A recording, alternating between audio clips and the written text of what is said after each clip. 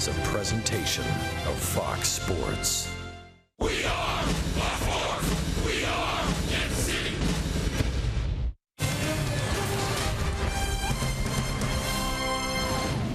Today from Tropicana Field in St. Petersburg, Florida, it's the final game of this four-game series between the Royals and the Tampa Bay Rays.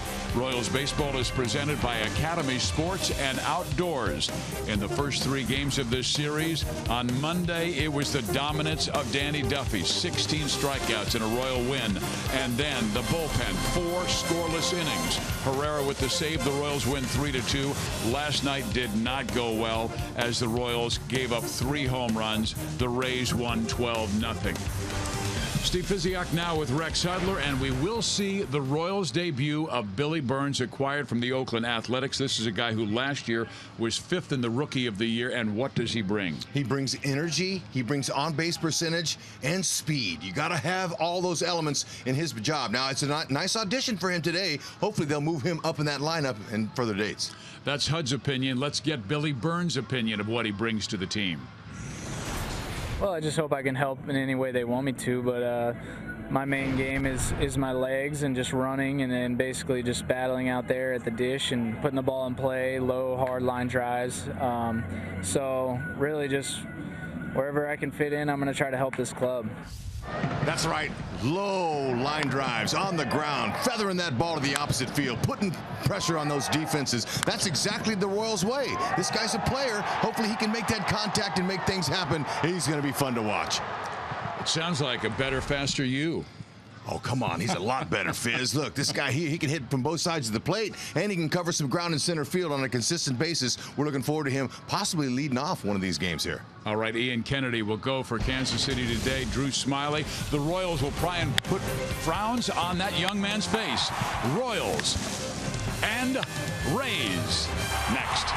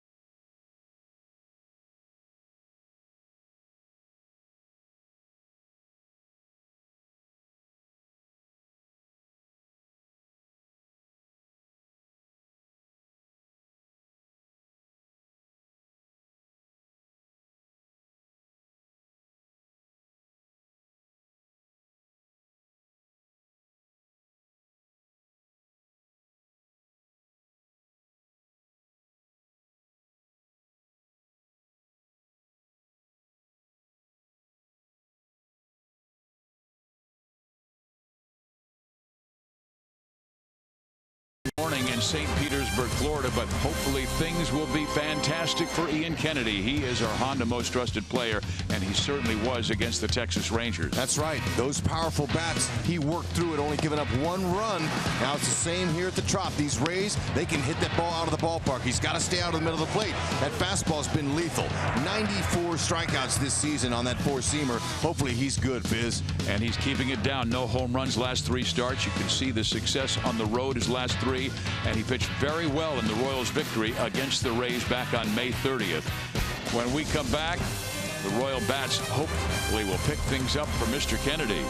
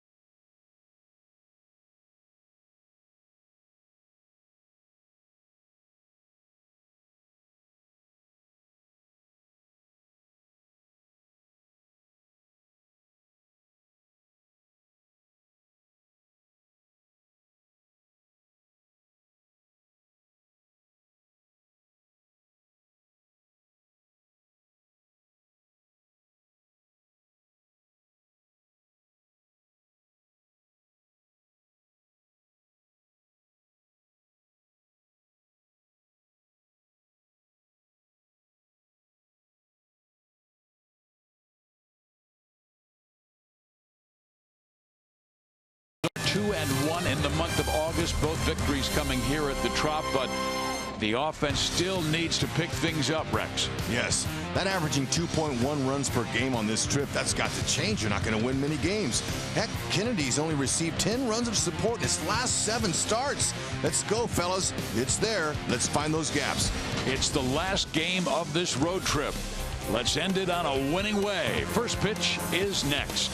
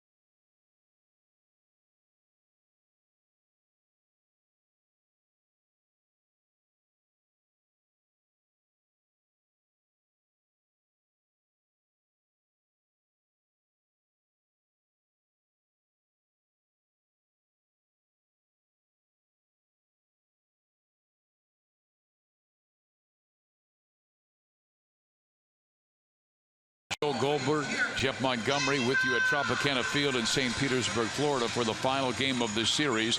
The Royals currently at 51 and 56. Escobar to lead things off. But the keynote is Billy Burns hitting 8th. He was 5th in the American League Rookie of the Year last year. A speed guy, a catalyst, you call him. And it'll be interesting watching him work his magic here at the Trop. Yep, be nice to see him include those legs, keep that ball on the ground, put it in play against Drew Smyly. Our Academy Sports and Outdoors leaderboard show you what he has done against Kansas City. 3-2 record, but not so good May 31st. 8 runs in 4 innings. Oh, they jumped all over him, especially be looking for that first pitch. He is only 3-11 this year despite very good command. 31 walks and 118 strikeouts. You wouldn't think that he would have an ERA over 5, but it's well over at 5.29. He's a guy we should get to. Yeah, first pitches he's given up a 3.68 opponent average. Fastball, slider, cut fastball, changeup. The slider's been his most effective pitch. Escobar with the bunt, and it will roll foul, so it's a 1-1 count. And he won't overpower you with this fastball, will he? Nope, he's just going to average 90 miles an hour with that pitch. He'll go 88 to 92, maybe some 93, but look, he's been missing out over the plate, Fizz. You can really tell by the amount of home runs he's given up. It's not been good for him this year. His focus hasn't exactly been there, and he's shown it with some poor body language in some of his outings. 22 home runs he's given up, 17 to right-handed bats. Right down the middle with an 89-mile-an-hour fastball. Yeah, be looking out there. He's going to leave something out there for you for sure, but you just can't miss it. Escobar having issues leading off, doing too much. He's swinging for the fences. Now 2 strikes, he typically shortens up. Lists that one in foul territory, and over goes the first baseman. That is Richie Schaefer getting his first start this year. All right, right on cue, the Rays defense. We're going to show you Richie Schaefer. 9th career start at first base. They're auditioning for a first baseman, that's for sure. Beckman was over there last night. And they're waiting for Morrison, their first baseman, to get well. Yeah, Logan on the disabled list, one of many they've had. Morrison's on there with Oswaldo Arcia.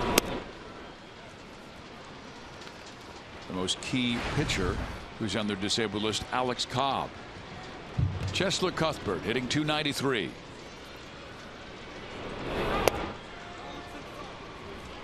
Drew Smyly, he's had a tough time. He's had 6 starts against the Central, and he's 0-4. His own division, or the Central division he used to pitch in when he was with the Tigers, haven't been too good to him. But he really believes that he may have turned the corner. He's made consecutive quality starts in his last 2 outings. Gave up 2 runs in a victory over the New York Yankees in his last start, covering 6 innings. And the start prior to that only allowed 1 in 6 innings. Good off speed, swung on and missed. Even count to Cuthbert.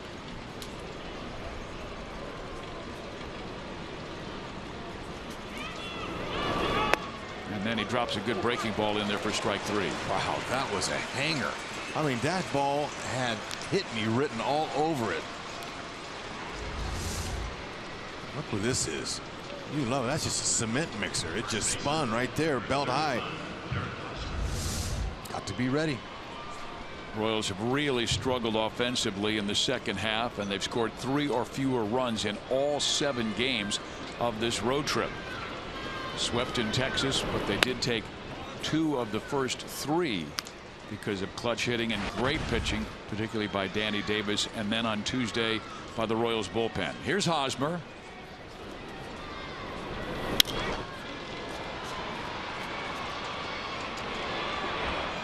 And that's a fair ball. Keep going. Come on, Haas.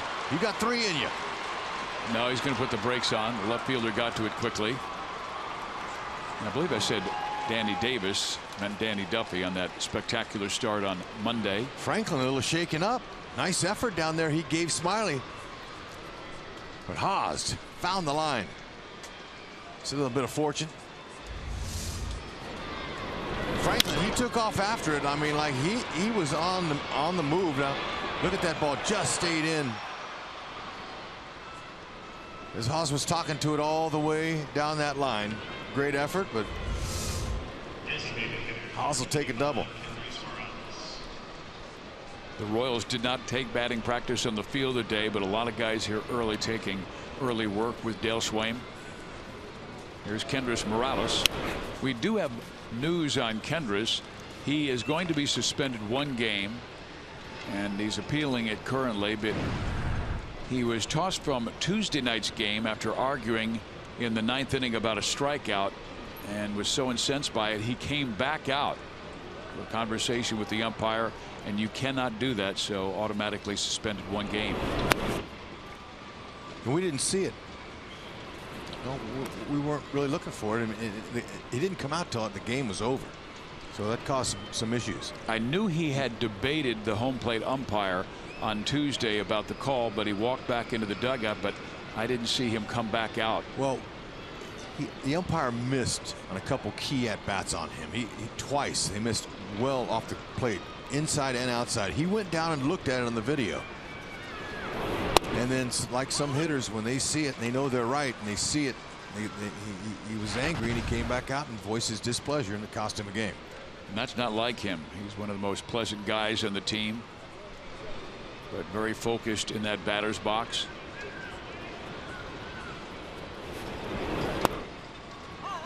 Right there. Home plate umpire Sam Holbrook giving that low strike early. Morales thought that was low. Hitting 293 with a runner in scoring position. The Royals got to pick that up. They've got to score more than 3 runs. They've been stuck on 3 this whole 7 games of this trip. Oh, good breaking ball, and he strikes out Morales. 2 Ks in the inning for Smiley. Here comes Kennedy.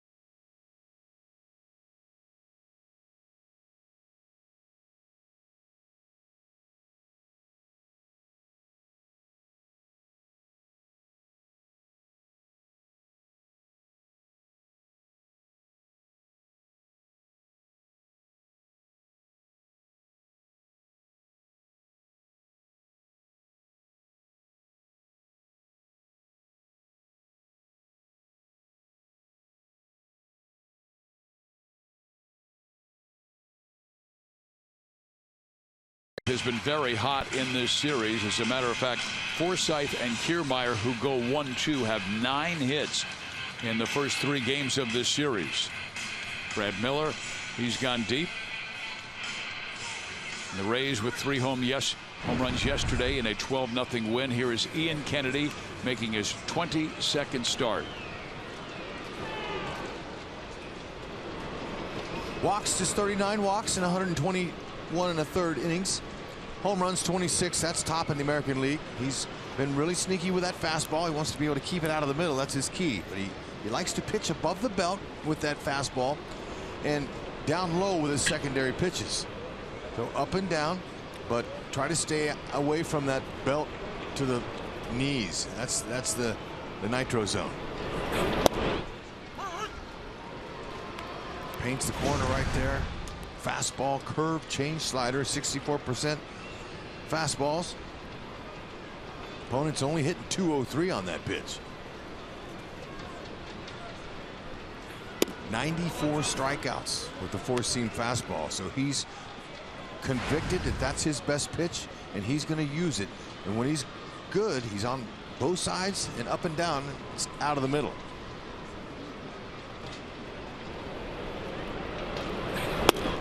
He has allowed 17 home runs on that fastball, but opponents only batting 203, and right now he's not getting that outside corner from Holbrook. That's right on the corner. That's where he lives. You could tell he gave him a little bit of a pause stare. He's thinking, really? Come on. And then he throws a changeup on a 2-1 count. Well, he's wanting that pitch. This is the previous pitch. Let's see where this was here. Just off. Okay. No, I think he caught the corner. Well, Holbrook didn't give it to him.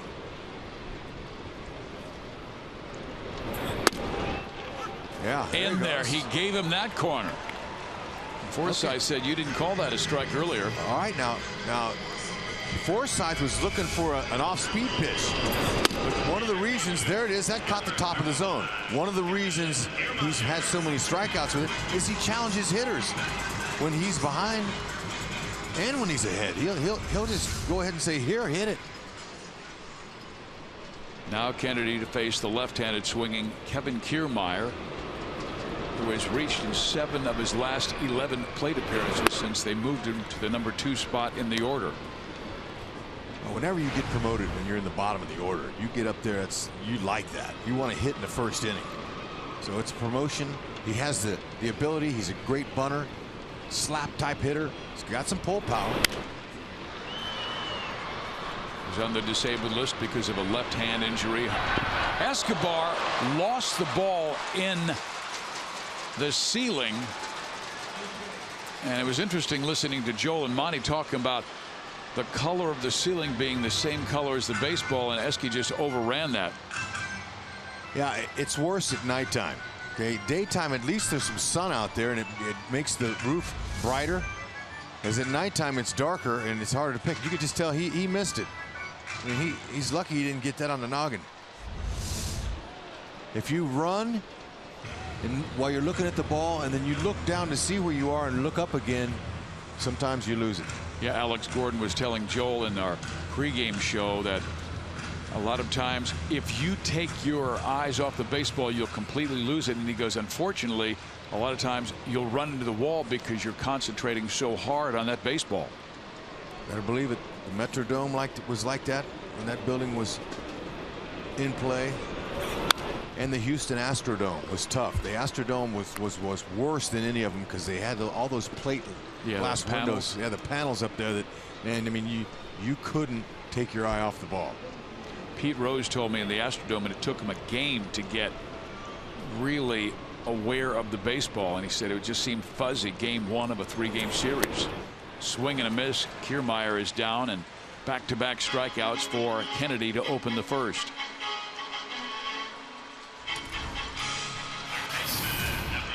Royals defense sponsored by Ford. Billy Burns' first start as a Royals center fielder. He can go get him. He's got excellent speed, good reactions. He's a good athlete, and he has the willingness to learn, and he wants to absorb everything, and he's going to get out there and do his thing, and that's catch that ball for the pitcher and then get on base and try to score runs for him. The Royals have been able to keep Longoria quiet. He's just 1 for 10.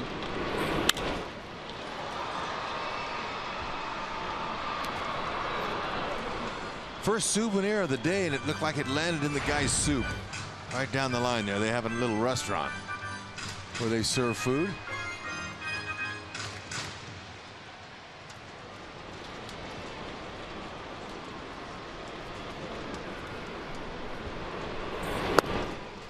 Swing and a miss. Ian has him down 0-2. These two combatants were first-round picks in the 2006 amateur draft. Longoria number 3. Kennedy was number 21. And who was the first overall, Hud? Well, come on, our guy Luke Hochevar, of course. Swung on and missed. Well, Kennedy wins this battle of Southern California lads. Yeah. And he's got that eye of the tiger, punches out all 3 of them. Yeah.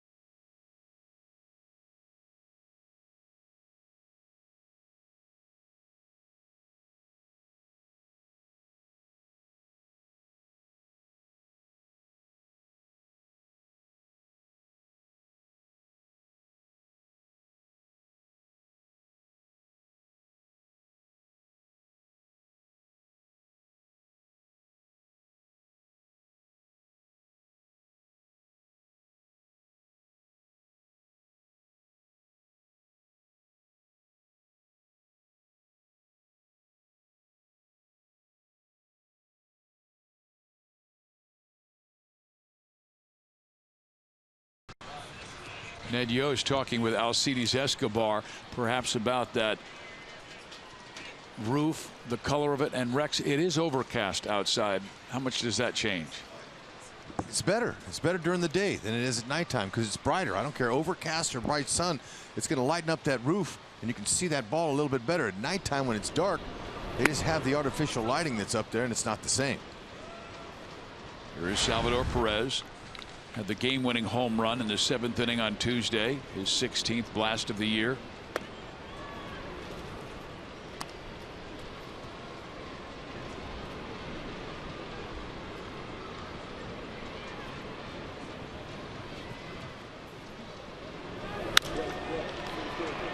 To center field, Kiermaier there. 1 out.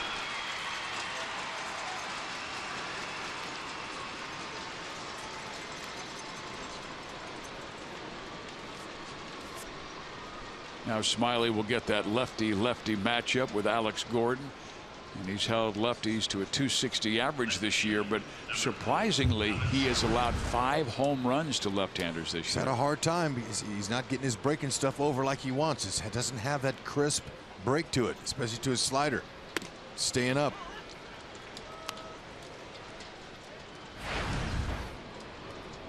.22 home runs is a career high. It's tied for 6th most in the American League. Gordon pulls it foul. The only hit in the game has come from a left-hander. Hosmer's double in the first.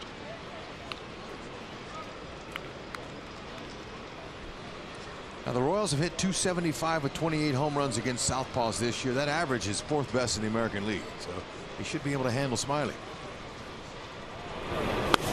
Good breaking ball. Gordon swings and misses. That's 3 strikeouts by Smiley.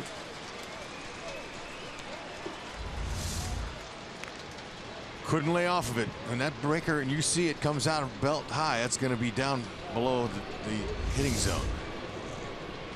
It's all about that release point.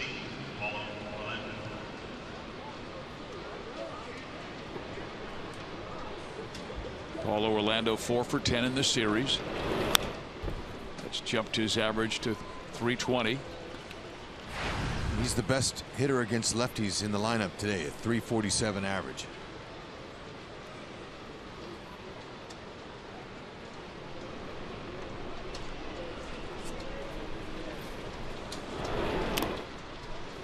Right now that breaking ball really is working for him, and that was the pitch along with the changeup that he had trouble with for a long stretch this year. He said he just could not get that feel for the changeup where he could throw it with that late fade. That's a field pitch, you know, if it's not working, just like Giordano's curveball the other night, it wasn't working for him, and so you're going to find a way to utilize your other pitches until maybe that comes back to you.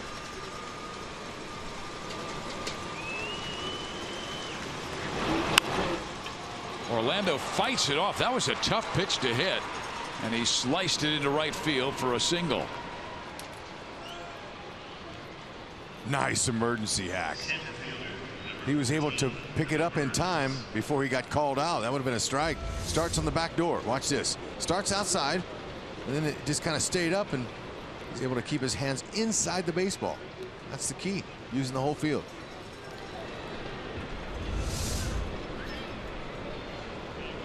So good speed on. He's stolen 7 bags this year. And here's Billy Burns.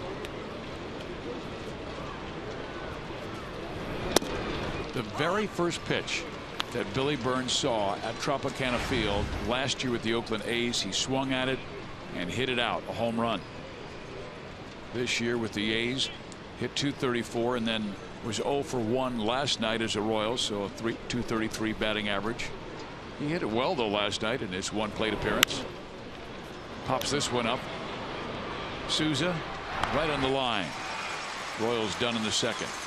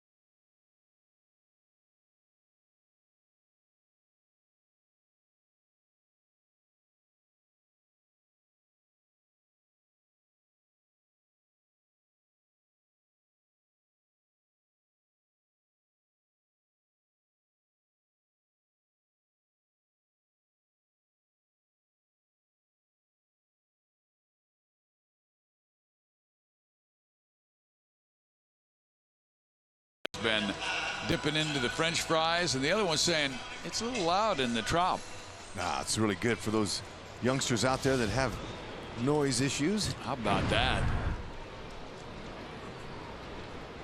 And there's the DeLorean heading back to the future. This is the classic car show that's coming to Kansas City on August 21st, and it's going to be really fantastic. The $45 ticket package includes one vehicle entered into the car show, 2 game tickets, a parking pass, a dash plaque, and a commemorative T-shirt. Order your ticket package today at royals.com/carshow. That's a pretty good deal. It is. Plus You can get some sweet wheels there last year. Anytime you can get 2 tickets and your car in, you gotta like that.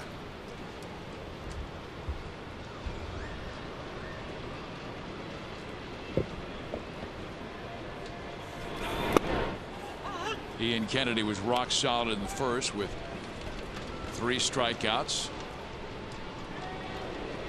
Miller likes what he's seen off of Kennedy in the past. 3 for 4 with 1 homer. Be careful with him. Keep her down or above the belt. 3-1 count.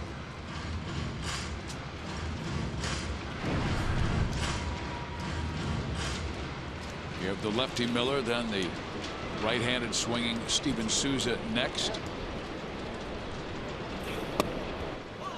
Perfectly located fastball. We saw a lot of that in Texas. When he gets that paintbrush out, Fizz, and starts painting the corners, it's really going to be tough for those guys to hit.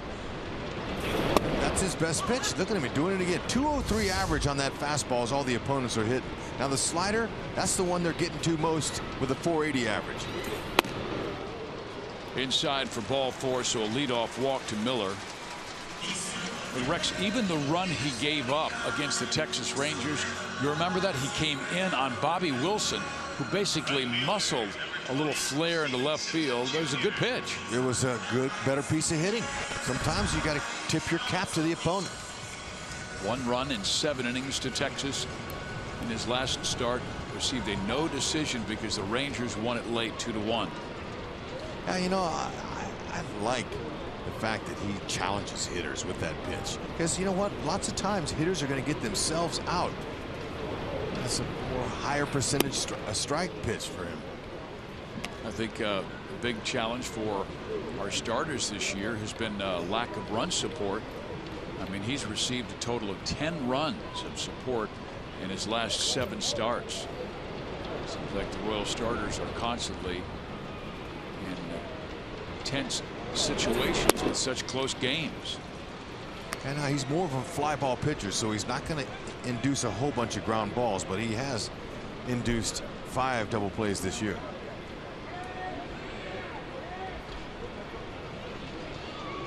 Souza 0 for 3 in his career against Kennedy.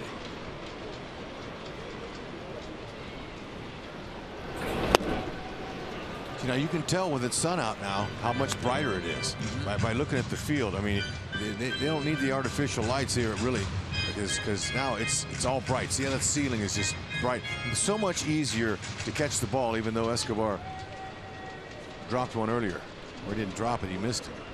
Misjudged it.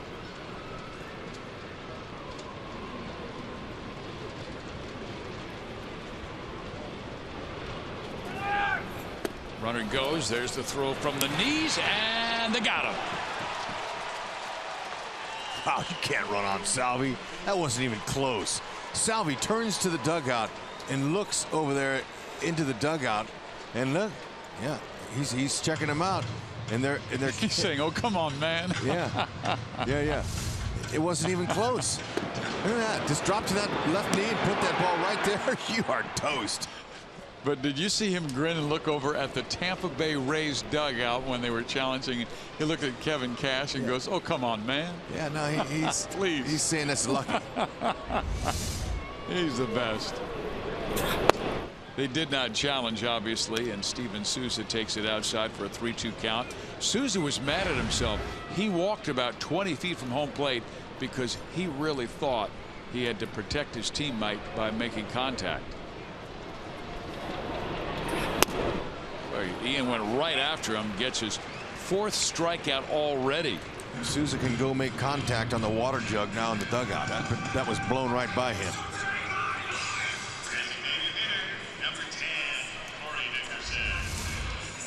Yeah, four-seamer right down the middle saying, here it is, hit me. That ball almost looked like it had a little rising. Yeah. Yeah, got up underneath that. Little Linda Ronstadt there blew by you.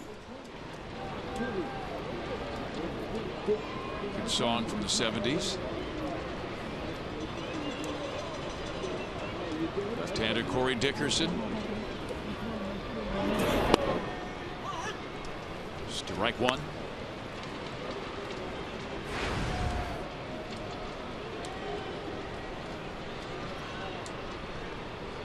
Dickerson makes all the starts against right-handers. Usually sits against southpaws. All 15 of his home runs this year have come against righties. He ain't messing around. No, it's working tonight.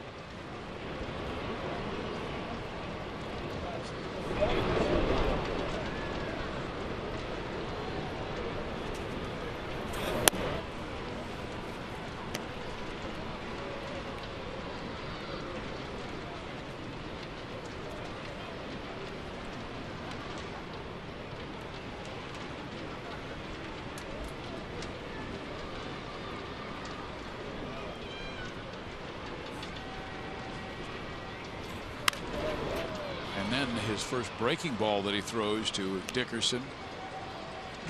Fouled off.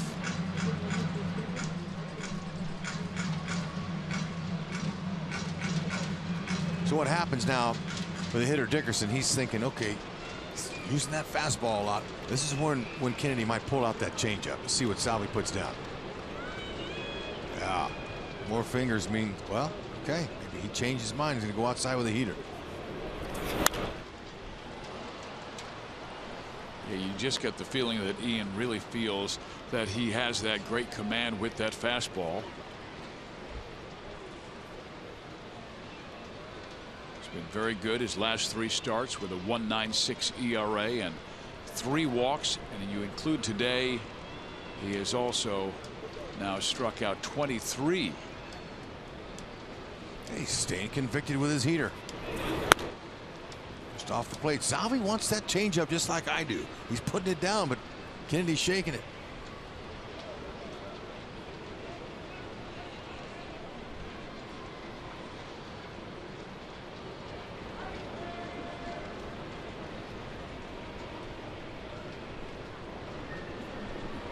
Try the breaker. Breaker down. Pulled to the right side. Hosmer. Nice job by Kennedy through 2. Salvador Perez with the help for the 25th time this year. He throws out a would-be stealer. In 51 attempts, 49%. That's the best in baseball.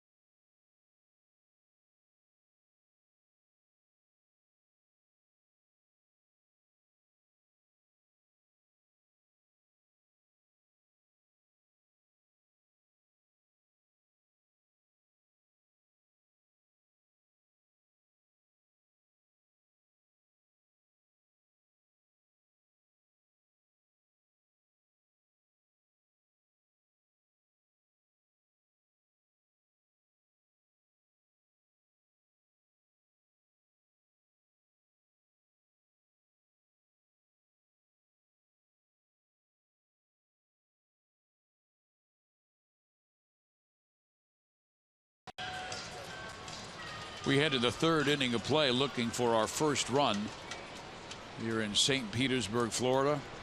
Had a lot of rain earlier this morning. I mean, it was just dumping. Yeah, buckets. like 4 o'clock in the morning. Oh, I thought there was a leak coming from upstairs in the hotel. And I'm thinking, you know, what's going on here? And looked outside, and whoa, man, it was like a sheet of rain. Now Christian Colon to lead off the third. You know, that's the one good thing about this ballpark. It's indoors. You know you're going to get BP in. You know the game's going to happen, regardless of the weather outside. And that's really a plus. And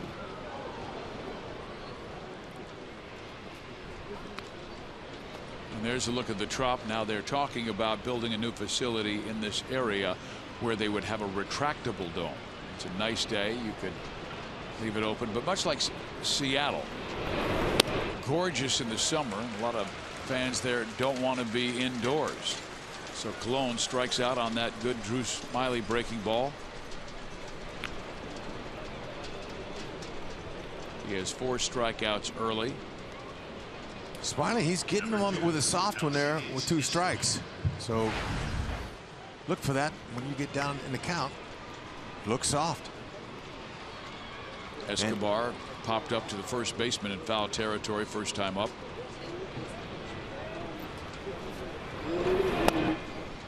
All right, now we've seen several teams this year play Escobar in. They pull on the infield, but Souza, the right fielder, he is way in, and what he's in for is to take away any of those little doinkers. The ones he tries to dump in there. You see where Souza is over here. He's shallow, and it worked. Him and Burns, he played that way. Guys that don't have a lot of opposite field pop, they're going to take away the doinkers.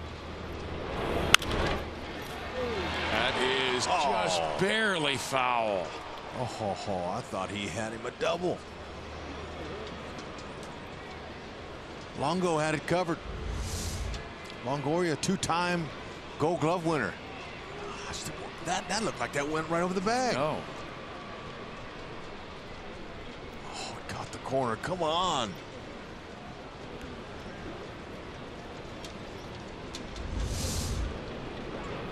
It's Rob Drake, the third base umpire.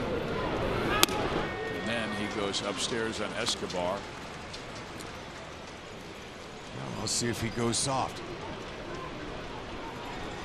He's gotten a lot of those strikeouts on that curve or changeup. He can take one down that right field line, get him a 3-bagger.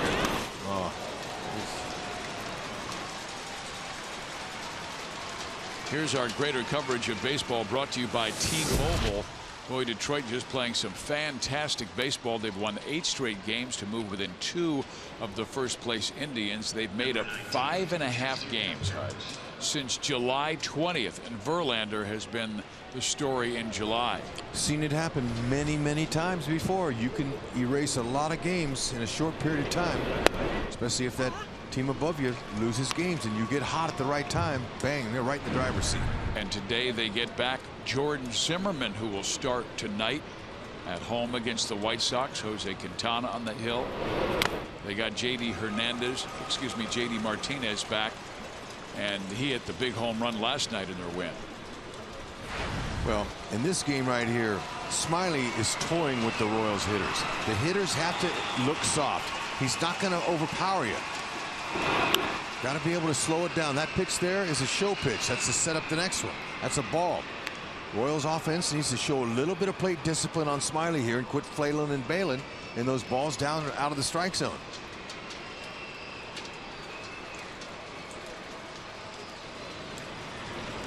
Chesler down 0-2. Smyly goes right after him. 6 strikeouts.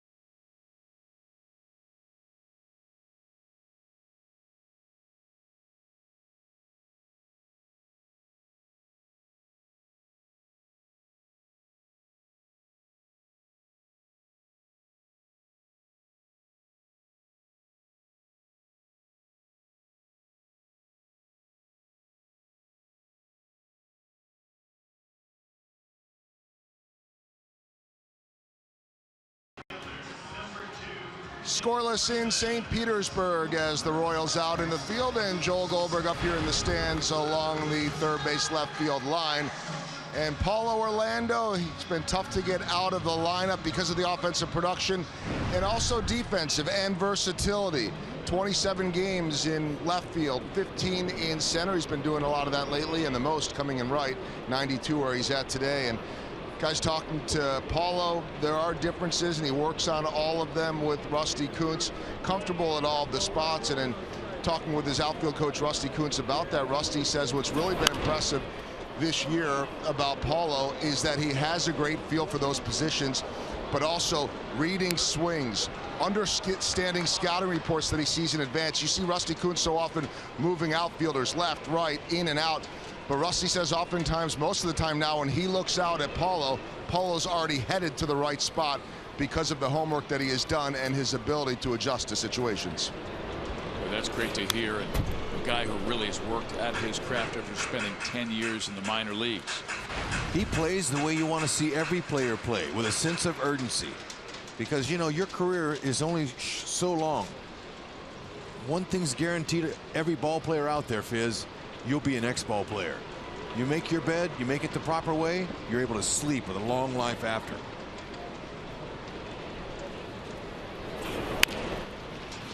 Well, he got him in on the kitchen, and Franklin is out number 1. Fans, get closer to the action at the K with our Royals Memories program. Choose between a variety of unique opportunities, such as photo on the field, watching batting practice, and delivering the game ball. All experiences are available for purchase each game exclusively through the MLB.com Ballpark app. Download the Ballpark app, pick up grades, and select a once-in-a-lifetime experience you'll cherish forever. Especially if you get to come up here and hang with Fizz and broadcast. Well, thank you, Hud. Yeah, it's been fun. It's a lot more fun when they win, but look, this is baseball. It's a game that's played each day, Fizz, and you never know. We can set up everything, but we don't know what's going to happen. Just glad to be at the ballpark. That's right. Here is Richie Schaefer, who played with his Rays teammate Brad Miller at Clemson, and it was Richie who was the first-round pick, and Brad Miller a second-round pick. It's taken Richie a little longer to get to the big leagues. He's a power hitter in the minor leagues, hit 26 home runs last year, but slow start this year. And I was a little surprised they called him up because he was only hitting .227 and just barely over 100 since the All-Star break. Well, if there's a need on the club and you got a #1 pick down there, sometimes you're going to bring him up to give him some confidence and hope that he can perform better up here.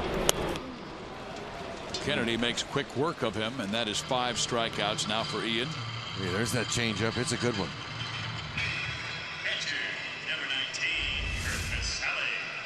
Then he hold that ball back in those 3 fingers. Same arm action as the fastball. Tricks the hitter.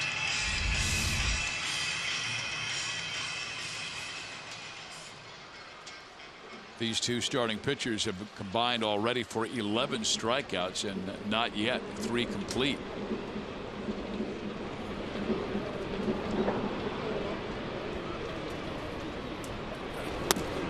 Kurt Casale has been sharing that catching role with Luke Maile this year.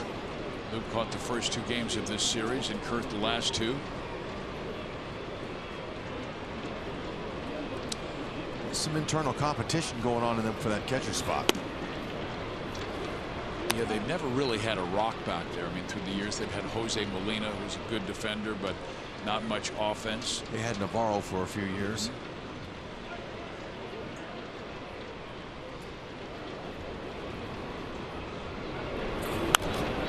Foul back.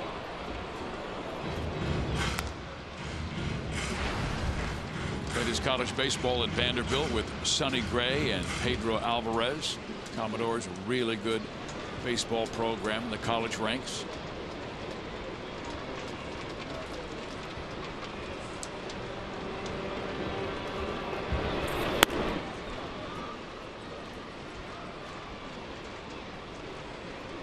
Yep, not everybody can be blessed to have a catcher like Salvador Perez. Very special. Not just with his tools and the fact that he can block balls, call a good game, and throw runners out and hit those homers, but he's got an extreme personality, and he's fun and happy, and he brings a lot of that energy to the rest of the team, especially being the quarterback sitting back there behind home plate. Real treasure.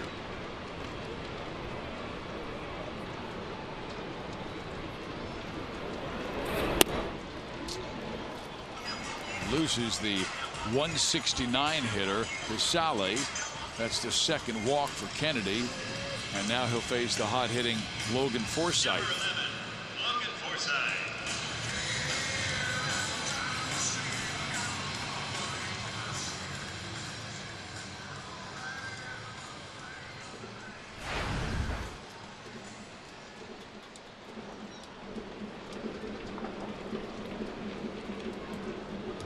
Forsythe has reached in 8 of his last 12 plate appearances.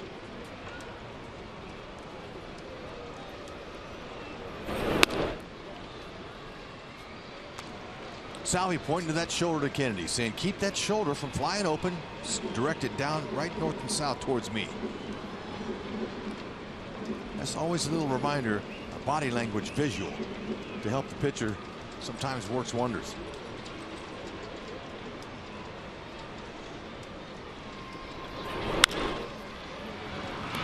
Third base. Cuthbert throws him out. Rays done. When we come back, Eric Hosmer will be leading things off. Then Kendrys Morales. Then Salvador Perez. Stay with us.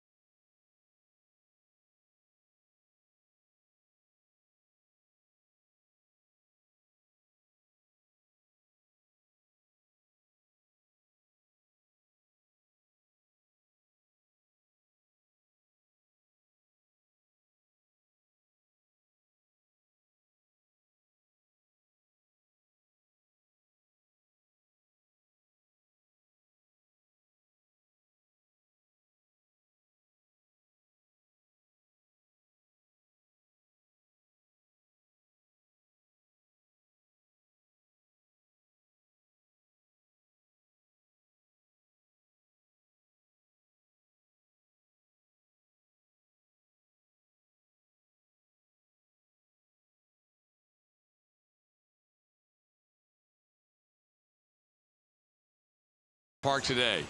That's right. Look, I'm in a hurry. I want to get to the yard. That's the Skyway Bridge, man. It's a beautiful thing. It's like a roller coaster. But you must obey the speed limit at all times.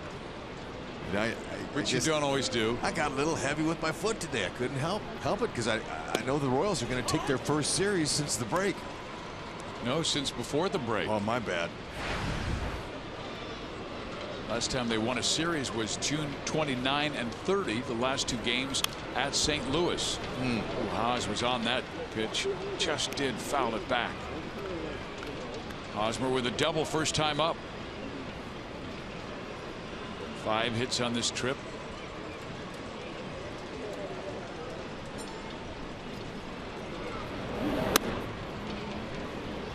Teased him away. Smiley struck out the side in the 3rd.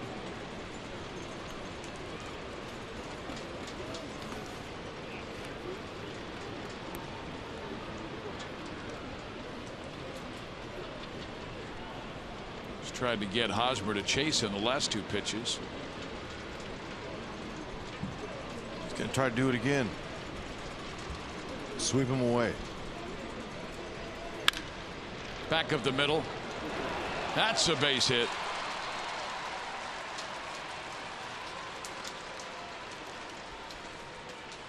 Good to see him do that with mom and dad in the stands today, and his brother Mike.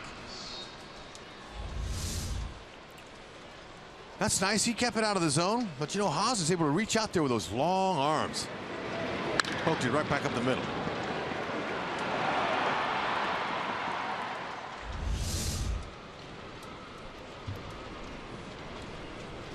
So Eric is 2 for 2. Royals have their leadoff man on for the first time. Kendrys Morales, the batter.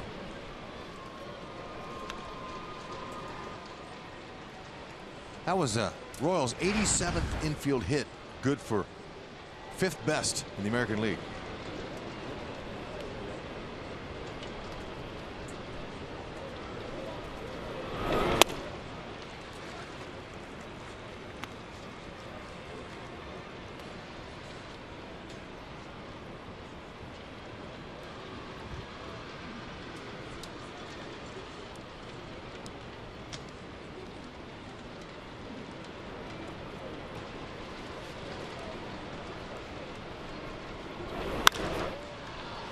Morales with a high drive to left field. Backing up was Franklin. Now he comes in about 10 steps. 1 out. You know, you got to be on your toes out there in the outfield. You never know if it's going to hit off of one of the catwalks. And if it does, you got to play it. And if you catch it, he's out. If it drops, it's extra bases. But the only ring that had a chance at that one would have been the C ring. If you hit the C ring, it's an automatic home run. It's the A and B's that are in play. This is arena baseball here. Uncle. Oh well, what are you gonna do? Look, that's just part of it. If you hit one high enough, though, it's got a chance. You make sure you run because you can get as many bags as you can. Another high pop up on the infield. And Schaefer makes the catch for the 2nd out.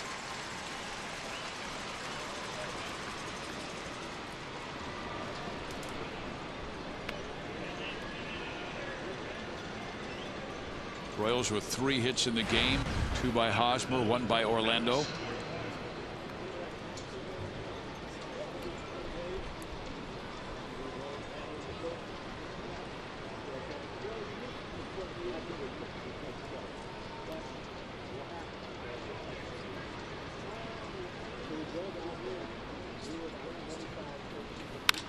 Get out, and that one is belted high and deep and gone.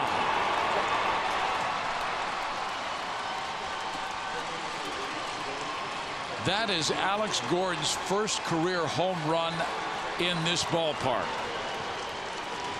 Yes, and with 2 outs, lightning strikes here in St. Pete. He wasn't waiting around either. No, and that ball wasn't walking. Souza, the right fielder, he didn't take 1 step. He just looked up over his shoulder. Better check his forehead for tracer burns. That ball left in a hurry. Nice to see Alex connect. 8th on the season. And it got out at 96 miles an hour. 17th and 18th RBIs. Yep, that was swung on, gone. Drew know it. Picks up his first home run since July 10th. That was against Steve Cishek, the Seattle Mariners. Yeah, a little 4-seamer. Right in that happy spot, saying, yeah, nice and short, compact. Take that top hand off. He's got it full extension. 20 rows back. 2-0 Royals for Orlando. And he tries to drop one to left, and it will. And Orlando has a 2-hit game. Sometimes, and Fizz, we've been watching this Royals offense for several years now. They all get started with 1 hit. And it don't matter if there's no outs, 1 outs, or 2 outs. They're all of a sudden going to start frenzy hitting, and we haven't seen that in a long time, especially on the road. They've only averaged just 3 runs per game on this 7-day road trip here now. Do you think Orlando will be aggressive here with 2 out, Burns up, What kind of move does Smiley have? Smiley's going to be good, but he'll have a long pause in his delivery. And if you go first movement, the minute he lifts up his foot, you got a chance, especially Paulo. He's got good speed. He's 7 out of 8 in steals this year. Billy Burns flying to right field first time up. And Burns likes to stay short with his swing, and he understands himself. He doesn't have a lot of pop. He likes to hit the ball on the ground. Burns came into this season with a .293 career batting average with 5 homers, 42 ribbies, and that's in 526 at-bats coming into this season. So he's got that ability to hit for a high average because he utilizes his speed. Shows bunt, pulls it back. You know, he has that attack mentality, but what's good about him is he doesn't he doesn't hyperventilate. He's not up there breathing heavy and, you know, really intense like some guys are.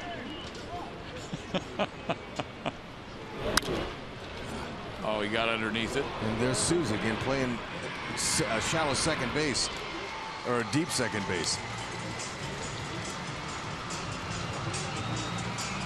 Alex Gordon says, all right, let's give our guy Kennedy some runs. And he does it with a nice short quick swing. His 8th of the season. Giving Jerk a little love around the base.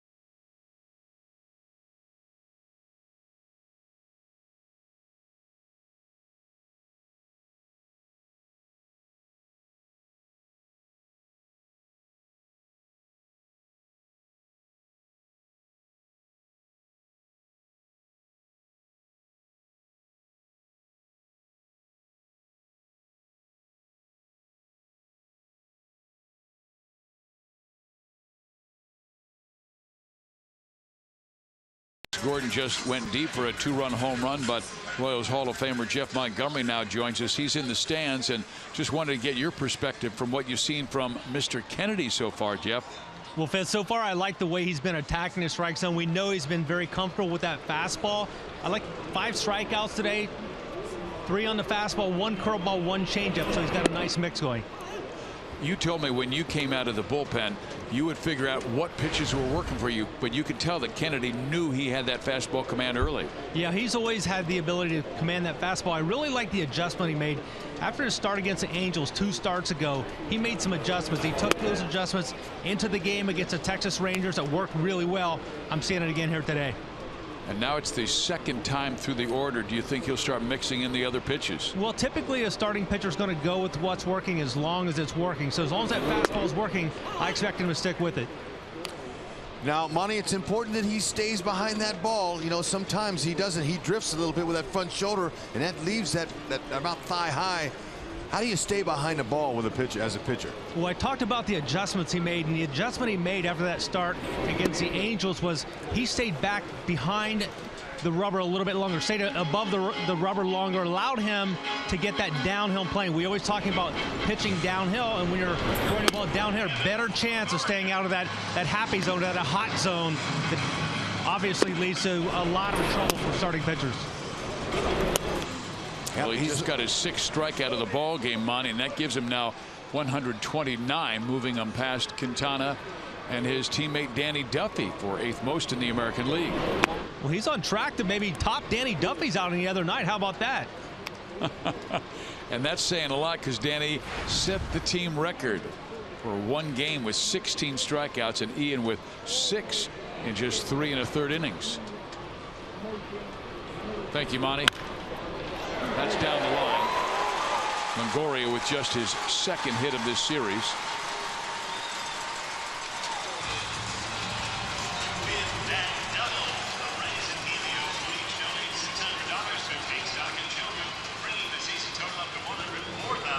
'28th double on the year for Longo. He just turned and burned on this heater right over the middle of the plate. Got the bat head out there. Tested Cuthbert. Cuthbert said, don't think I can make this play. You can see as that ball hits this artificial turf, it kicks up black dirt. I mean, it looks like dirt, but it's not. Those are ground up old tennis shoes and old tires, and they put in there to cushion and soften the carpet to where it's not as hard as it used to be in the 70s.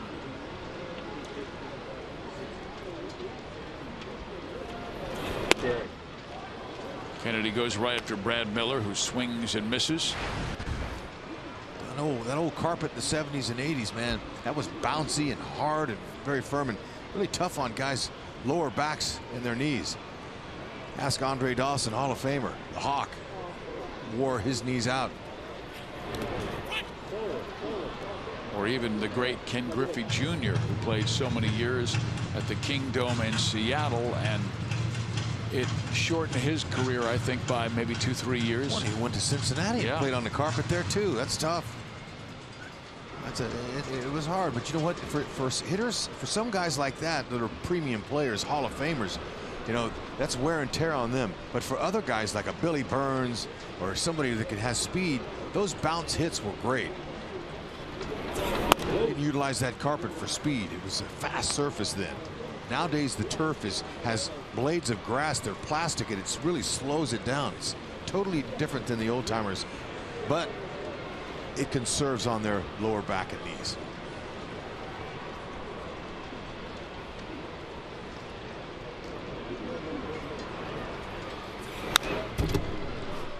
Miller got a pretty good pitch, but he was a bit up, and he has that slight uppercut. He likes the ball down. Look at Miller. Miller's got dirt all over his uniform already. You gotta like that look. Look at that high fastball. Now he lost the grip. Looked like he chipped a bat. Something flew off of that bat. No batting gloves. Likes to feel the bat.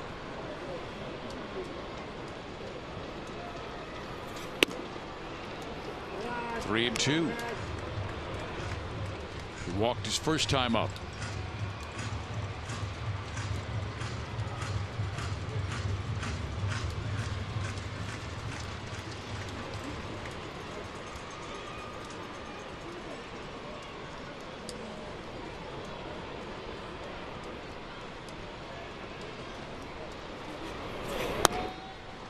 Tested him upstairs, but Miller didn't bite. It's Ian's third walk. 2 on, 1 out. Sprint trivia time. Besides Jackie Robinson's number 42, name the other 2 people to have numbers retired by the Rays.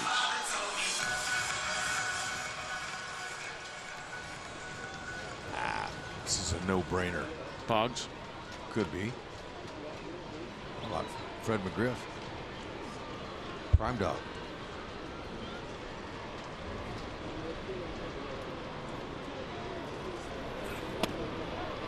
Strike in there.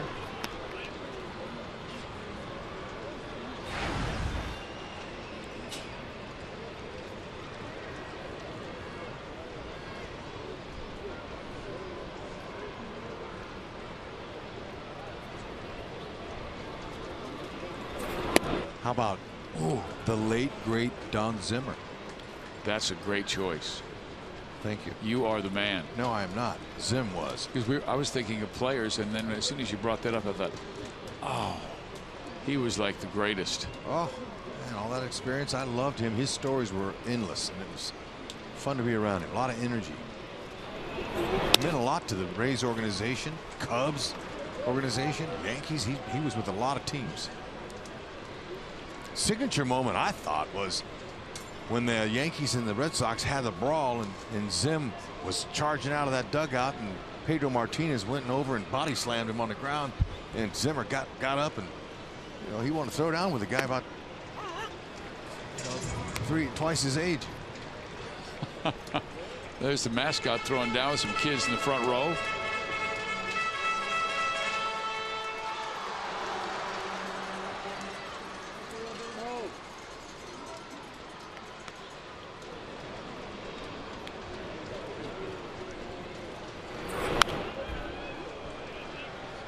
Ian tried to go upstairs on Souza.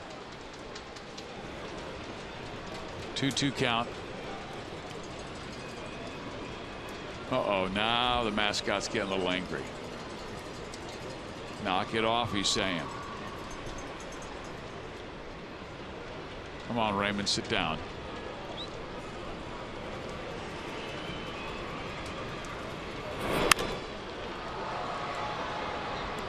Kennedy has not gone with that off-speed or breaking ball. He continues to go after Souza with the heat. Raymond continues to go after the kids. Well, I'm thinking that Kennedy remembers that shot that Souza hit off of Volquez last night. It was a little breaking ball down and in. He's not going to put it there for him again. What about down and away? Be good. How about just using that heater effectively up and away on him?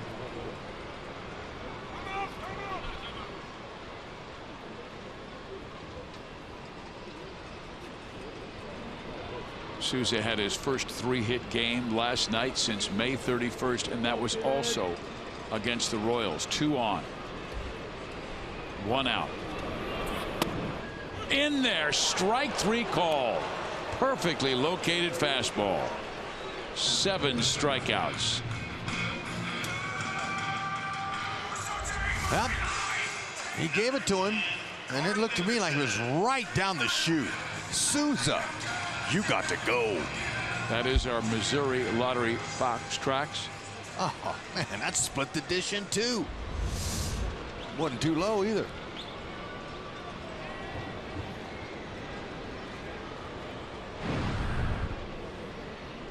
He has the most strikeouts on his 4-seam fastball than any pitcher in the big leagues. Odorizzi, 88, who we saw last night get the win.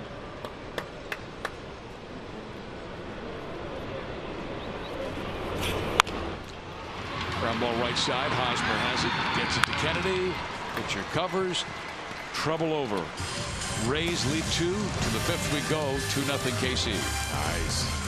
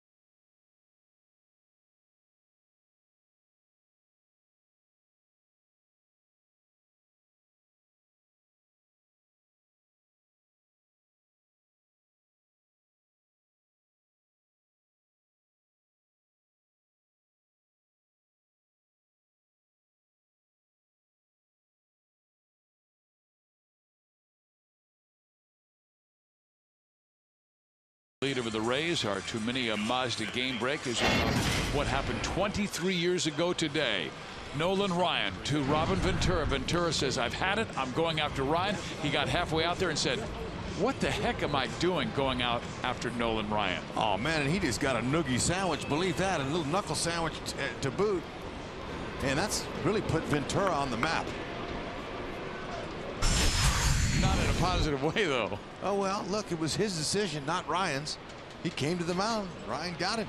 Yeah, we've talked to him about it. He's the manager of the Chicago White Sox, and as we said, he got halfway out there and he goes, I'm charging Nolan Ryan. This is stupid, but I can't go back now. He could have stopped. He could have. We'd have laughed forever. He could have stopped and said, I forgot who was throwing at me, Mr. Ryan. I'll take my base. He quickly hog-tied him, man. Well, I heard Nolan Ryan had a very long memory. Dave Winfield was hit by a Nolan Ryan pitch, and they had a big fight years before. And then in the All-Star game, Winfield's the batter, and it's like 10 years later. Nolan Ryan throws up and in, and Winfield backs off the plate, and he looks, stares at it. Ryan, what was that all about? And Ryan's tipping his cap to him. And then Winfield goes, oh, yeah, that was about the fight 10 years ago. Second time that Colon has been way out in front, and line went sharply foul. Raymond was down there a while ago. It's a shame that Colon couldn't have struck the mascot, who was annoying, antagonizing those children. It's not very nice of you. No, it isn't. I'm sorry. Okay. Look at Smiley. He's just having his way with that floater. His off-speed pitches are working. He's keeping them down in the zone and underneath the bats. Slider down. 7 strikeouts for Drew. His season high has been 12, and he did that against the Seattle Mariners back on June 15th.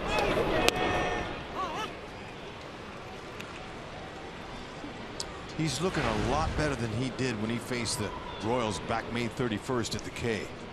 And he only went 4 innings. They gave him 12 hits, 8 earned runs they got on Smiley. He didn't look the same. Now he's a lot better. He looks more confident. And after that series, the Royals were at season high 8 games over 500. Vote for the Royals Player of the Month at one of the 7 Rally House locations in the Kansas City metro area. All participants will be entered to win a majestic prize pack.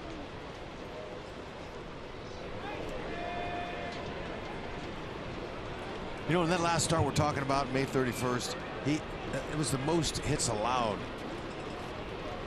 Smiley's had in his career. 12 hits he gave up to the Royals. Now, Lorenzo Cain has the afternoon off today. I thought that maybe Ned Yost would have let him stay off yesterday and he could face the lefty today, but he gave Burns the nod. Let Lorenzo rest his legs before he comes home to the K.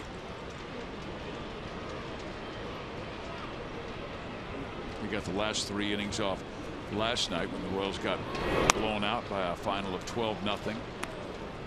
Cuthbert's had a tough time with Smiley thus far with a couple of strikeouts. He's hit left-handers pretty well though this year, hitting .339 coming into this one. That's right. Smiley with that good off speed. Right there. Slow it down. Now you really got to discipline yourself to lay off the slider in the dirt. That's what he's been getting strikeouts on tonight. Right down the middle, that one.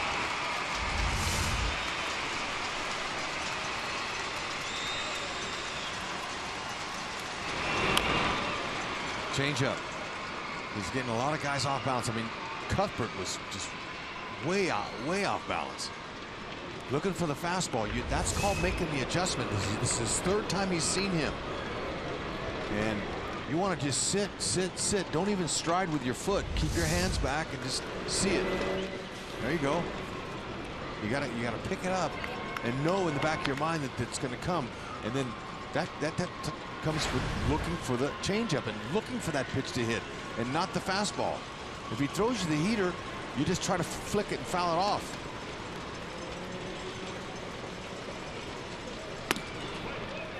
Cuthbert very disciplined at bat.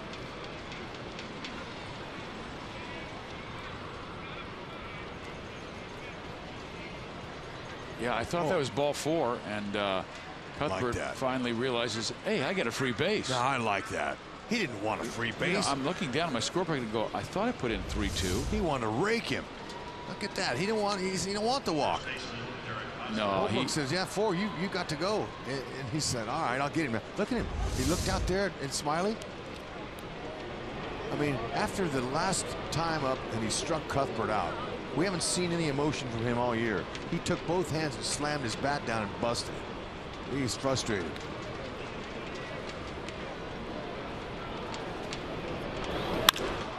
Hosmer to center field. Kiermaier back and makes a tremendous catch. No way he catches that. Haas laid out some line on contact. Kiermaier got twisted up even. Misjudged it on a hard liner like that. If he still has the athleticism to make the play. Look at him turn right. He's going to move back around. Oh, man. No wonder he's the Platinum Glove winner from last season. Yeah, Smiley. You better buy him a steak dinner. Haas, all you can do is tip your cap.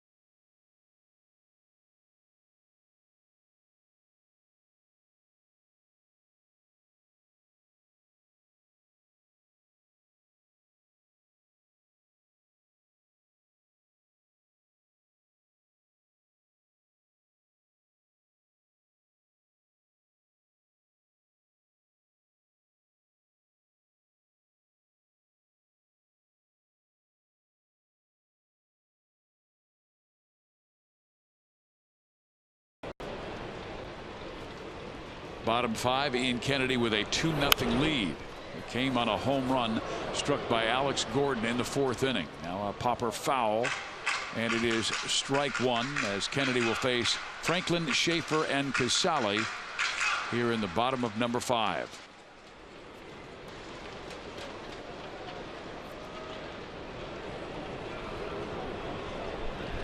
That catch was incredible. He saved a run. Cuthbert would have scored. Robbed Hosmer of a 3-for-3 day and a 3-0 Royal lead. Foul back. Hey, let's go to Joel, who's with an old friend. Yeah, and a guy that has a couple of rings. Former Royals reliever Jason Frazier. He pitched in the World Series in 2014. Was with the team last year. Didn't finish with them, but I would assume, Jason, I know the kind of guy you are, that you were pulling for this group all the way. Pulling for him all the way. A little bittersweet. But man, what just a great bunch of guys, and I can't believe I have a World Series ring. It's in my drawer, but I can't believe I have one. Well, you got one the year before too for the American League Championship ring, and you were such an integral part of that bullpen. And we're going to see Billy Burns tested not quite the way Kiermaier was, but easy for him out there, the new Royals center fielder. But you were such a big part of that bullpen in 2014, and there when Raul Ibanez and the veterans helped rally the guys in Chicago. What was so special about this group? I think I treasure the 2004 runner-up ring more than I do the World Series ring, just because I was a part of it. You hear teams talk about being a family, but I mean, my goodness, most of those guys came up together. They lost together. But then they won in the minor leagues, and then they lost in the major leagues, and then they won in the major leagues. And plus, once we had our momentum going, there was just no stopping us. And best 2 months of my life. Yeah, you had said that over and over again, and you know, one of the things I always enjoyed about talking with you is just you always put a lot of thought into those answers. It came from the heart, and so seeing what you went through, and guys that had been in this game a long time that had never been able to get that ring, how special was that? I mean, some of the young guys, it didn't take them as many years. For you, it was your whole career. Say for the first 10 years of my career, I played a lot of meaningless baseball. And that's just the way it goes. I mean, it's so hard to win. There's just so many good teams. And but the last two, I just can't believe that I got traded and then end up going to the World Series with that team, and then to be invited back and to go to the World Series again. I mean, especially like early in my career, it was like to imagine that even the Royals in the World Series, because there were some lean years there, and then to be traded there and go to World Series, it's just it's a great story. Last thing, and we'll try to be quick because I don't know how quick Ian Kennedy will be here with 2 outs, but what are you doing nowadays? My son Jack and I, we have Taekwondo class tonight. How about that? Very nice. So you got to get out of here soon. Father-son Taekwondo. We're going for our next belt next week.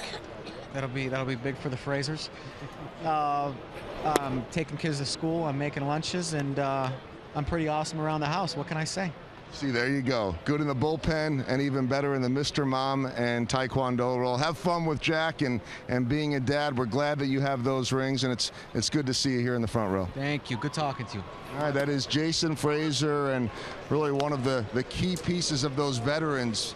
You guys remember it. We talk about it all the time. Raul Ibanez, Scott Downs, Jason Frazier, saying to this young group, you're good. We know how good you are. And you can play like that, and they, of course, got it done and went on that magical run in 2014. Guys? Thank you very much, Joel. And there is a pop-up to the left side. Escobar will grab it. Kennedy has a 1-2-3-5 and a 2-0 lead going to number 6. Great timing on the interview, Joel. You are outstanding.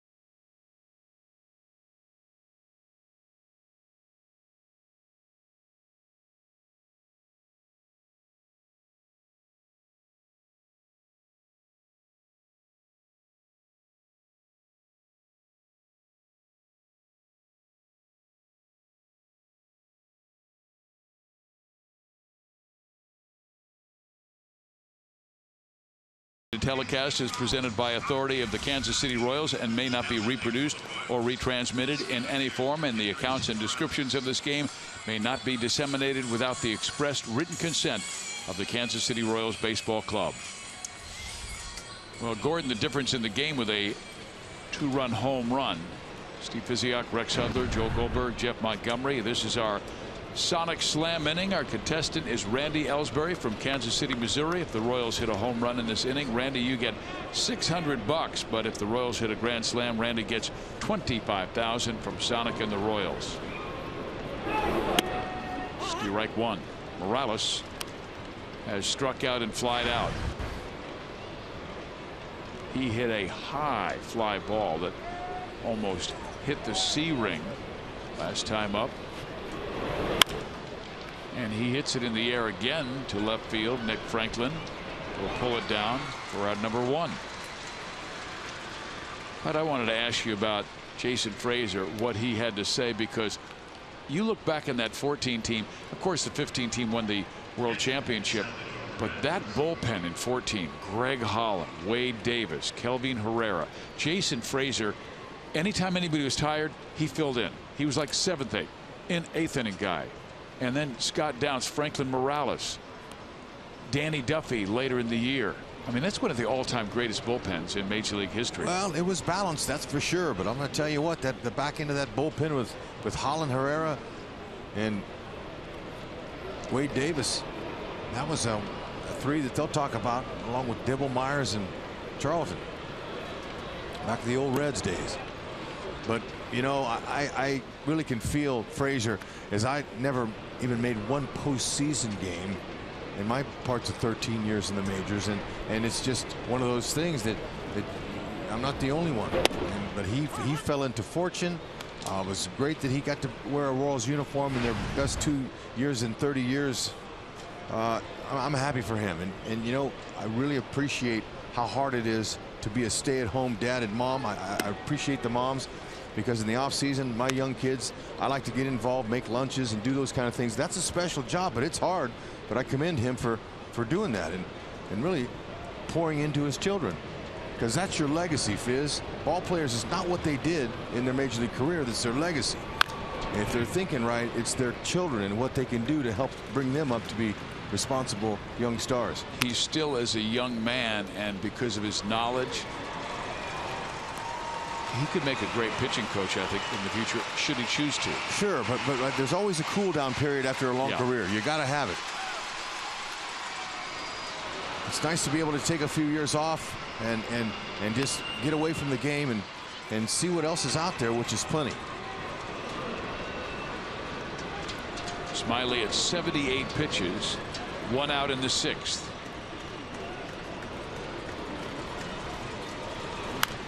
Foul back.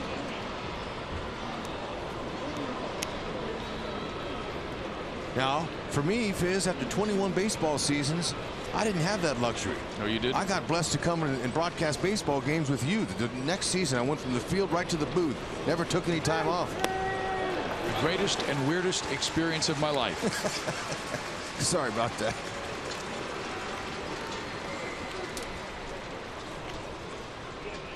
Support local KC Arts and join the Royals for Arts Day at the K. Come enjoy pregame festivities on the outfield experience as the Royals showcase various facets of local art scene on this Sunday. Prior to the Royals game versus the Blue Jays, each Arts Day at the K theme ticket provides a $5 donation to the Arts KC Fund. Visit Royals.com/theme tickets for more information. Well, after Gordon got a fastball to his liking and belted it out for a 2-run home run, Smiley came in with an off-speed pitch. Barely misses with the fastball. For Alex, that was his 142nd home run. He needs one more to tie the great John Mayberry for 7th all-time in Royals history.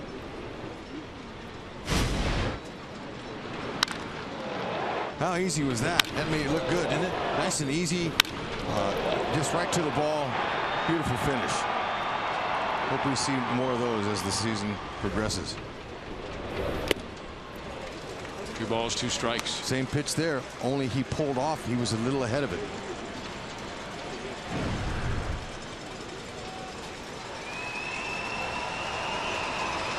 First home run versus a lefty since last year.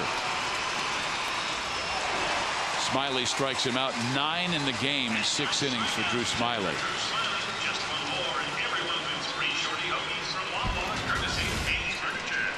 When we come back, we'll be talking These are some of the Jason Frazier memories from 2014.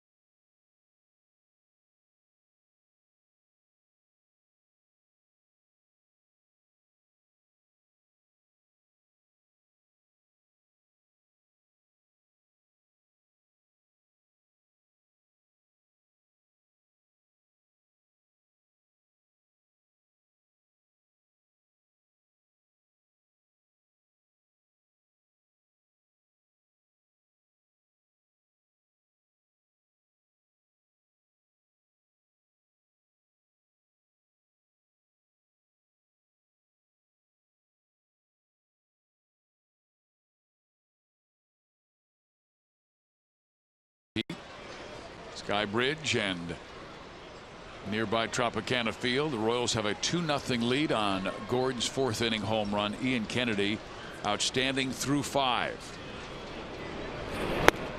Gets a swing and a miss from Logan Forsythe. He's gotten him twice. 0 for 2. Kennedy so far is doing exactly what he did in his last start against the powerful Texas Rangers. Just going right through this offense with his fastball. He's going to mix in a couple of his secondary pitches, and you have to. There's not one pitcher out there besides the great Nolan Ryan that can dominate a game with just one pitch. But Ryan had that devastating curveball as well, and later in his career he added that changeup. Yeah, but still, had he developed that changeup early in his career, his strikeouts would have been even greater. Kennedy's fastball command has been key. He's allowed 1 run in his last 16 innings. And just 4 walks.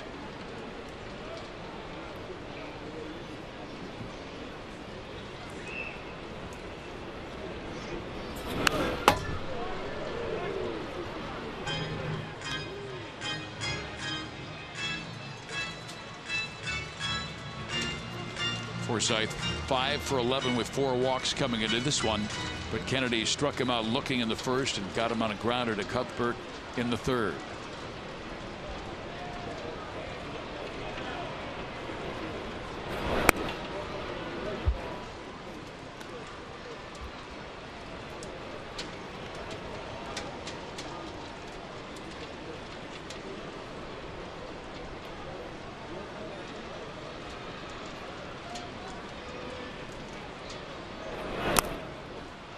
Tried to get him to chase the change, but no. Full count. Key moment in the game with top of the order up. Kiermaier, number 2 hitter next, and then Longoria.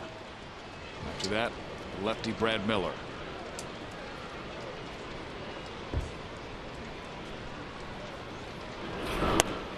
Ooh. That pitch looked like it's right down the middle. Let's check it out. Missouri Lottie box tracks. It was down the middle. Caught the high part of the zone. We thought he's got to get that letter high fastball called in the bigs. You would think. Make the guys swing it. Especially getaway day. Those umpires, they got planes to catch. They're trying to do the best job they can. Yeah, but you know what? They don't have the luxury of getting bussed underneath the airplane and not having to go through airports. They can just, you know, those guys got to show up an hour early like everybody else that flies. They also don't have the luxury of the Missouri Lottery box tracks. Well, that's right, but you know, that's just the perk we have on the TV side up here. How about a double play? He just ain't swinging on those close ones. That's the whole idea of pitching. That's a good pitch right there. I'm telling you.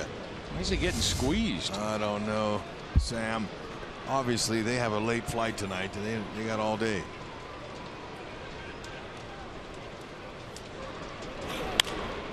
And when you make a pitch like that, perfect pitch outside corner, it should be called a strike. If the guy swings at it, it's probably a double play. Well, here's the thing.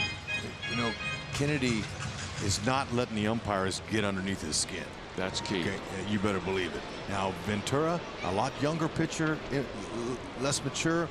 It affects him. He gets angry. He carries that with him, and it affects him. But Kennedy's not going to let that bother him. It's because he's a veteran and he's been through it. So Ventura's going to grow out of that one of these days, and he won't let that umpire bother him. Ian had a little reaction after that last pitch, like, I caught too much of the plate. And he's fortunate that Kiermaier only fouled it off. He has options, though. He can go back to that change where he didn't get the call earlier. Coming in. Ouch. Take that off the dog. He dropped in a slow hook, and we haven't seen this pitch from Kennedy very much today. Just hit him off the instep of his right foot.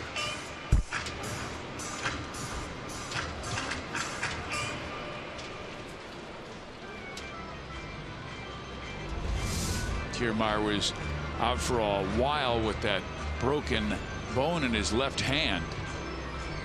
He had not been swinging the bat very well since coming off the disabled list. But 4 hits and a home run in this series.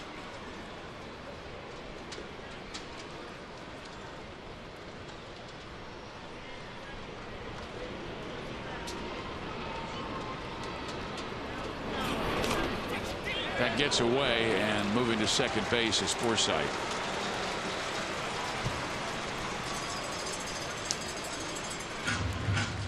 Fourth wild pitch on the season for Kennedy. Salvi, an expert at blocking them, but you know what? You just never know from time to time where that ball is going to bounce. Just look, it hit off the front of home plate lip.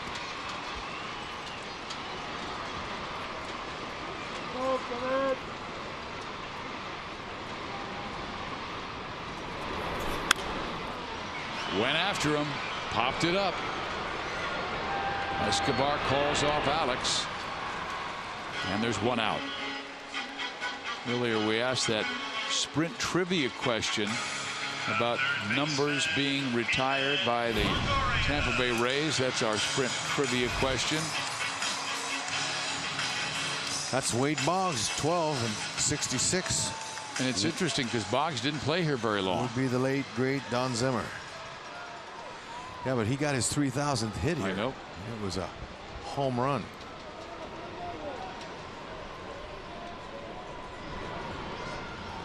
You know, a guy who really got this organization started that Joe Madden told us was a future Royal, and James Shields, number 33. That's right. He said he was the guy who got us into the Ray way, this fierceness, this toughness, this reckless abandon that we were not afraid of any competitor on the field. Nope. Then he came to Kansas City and changed that environment inside that clubhouse too, and he did a nice job. So he's mentored several players. Agori to right. Orlando had him play perfectly, and Forsythe will not be able to advance. Okay, now let's check out Wade Boggs right here at the Trop for his 3,000th hit. It was a hanger from a lefty. He knew he got it. He's going to enjoy that trot the rest of his life. There's his dad. Watch this, man. I loved it. What a trot this was. I'm getting goosebumps. Watch what he does. Kissed the dish. Way to go, Boggsy. He loved the game. Touch them all, man. That's sweet. Oh, yeah. What a career. Hall of Famer. And he's from here. That's why they retired that number 2. It wasn't that he played that long, but he's a local guy. So many great years with the Red Sox, batting championships there, and then, of course, a championship with the New York Yankees. That's right. Just 2 years he was in a Rays uniform. They haven't had that long of a history. Breaking ball in there to Brad Miller. Brad has walked twice. Dangerous guy with 18 home runs.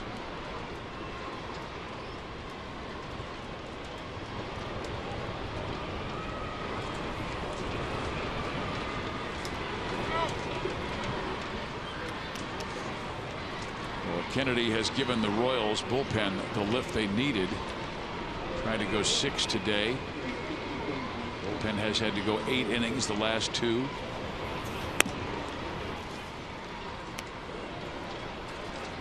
Ventura only went 5 on Tuesday in the Royals 3-2 win, and then Volquez only went 5 yesterday and gave up 8 runs.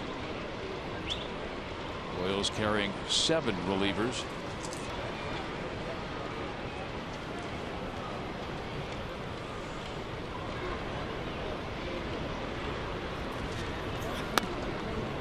Right there.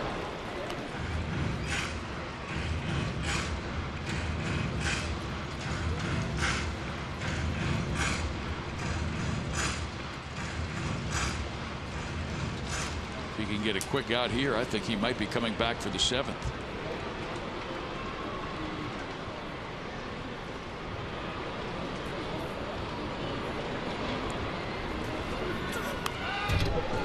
First 2 games of the series, the Royals pitching did a great job when the Rays had a runner in scoring position. The Rays were just 1 for 18 in the first 2. Now last night they were 5 for 16. 16 opportunities in last night's game. Today so far they're 0 for 4.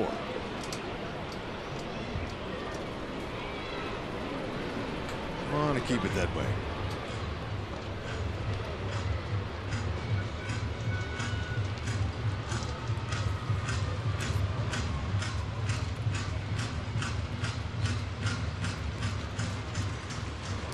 Most pitches that Ian has thrown in a game this year, 116 back in May against Boston.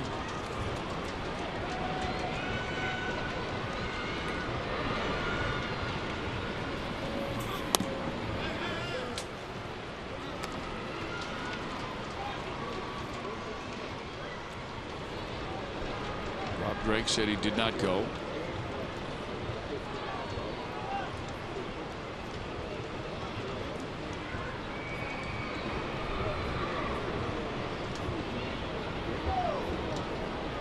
Forsythe still at second after the leadoff walk. Wild pitch got him to second base, but Kiermaier popped up and Longoria lined out. Big moment in this game.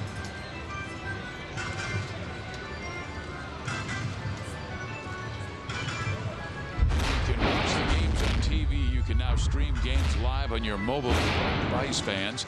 Just go to your app store and download the free Fox Sports Go app, log in, and stream the Royals wherever you go. He struck him out. 9 in the game for Ian Kennedy. Went right after him with the fastball.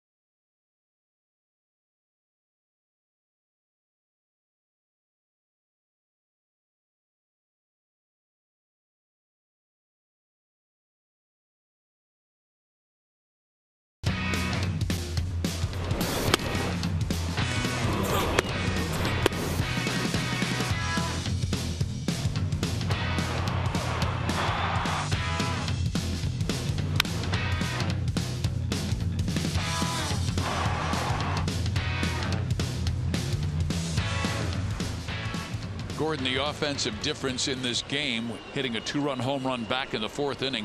But both pitchers, Kennedy and Smiley, have been on top of their game, combining for 18 strikeouts in 6 innings. And Kennedy, 9, 5 hits allowed, no runs. Paulo Orlando will lead it off. Hey, look, as long as the Royals got the lead, they're in good shape. Looks like Ian's coming back out. Yeah. He's got enough in the tank. A right-hander, Souza, will lead things off, and then you've got the lefties in Dickerson and Franklin, but they do have that young lefty from Fargo, North Dakota, that could be ready to go. Matt Strom. Well, sure. I'm sure that those guys are all ready. Ned would like to have Rolls down there, but because Davis and Hoach are out, there's guys that are going to be having to be ready, you know, after the 6th inning. And so ready for that opportunity to jump out there and show what you can do. Ned calls it his all hands on deck bullpen right now, where everybody's got to be ready. Orlando skies it to Souza. 1 out. Our Panera scores around the league. Cleveland ahead of Minnesota 4-2, and in that one it's Clevenger pitching after the Tribe's starting rotation got beaten up. They had an ERA as a starting staff over 22 against the Twins in the first 3 games of that series. Chicago ahead of Detroit. Tigers were within 2 of first place Cleveland. Tribe has struggled since the break, and the Tigers have been red hot, winning 8 straight. Billy Burns up.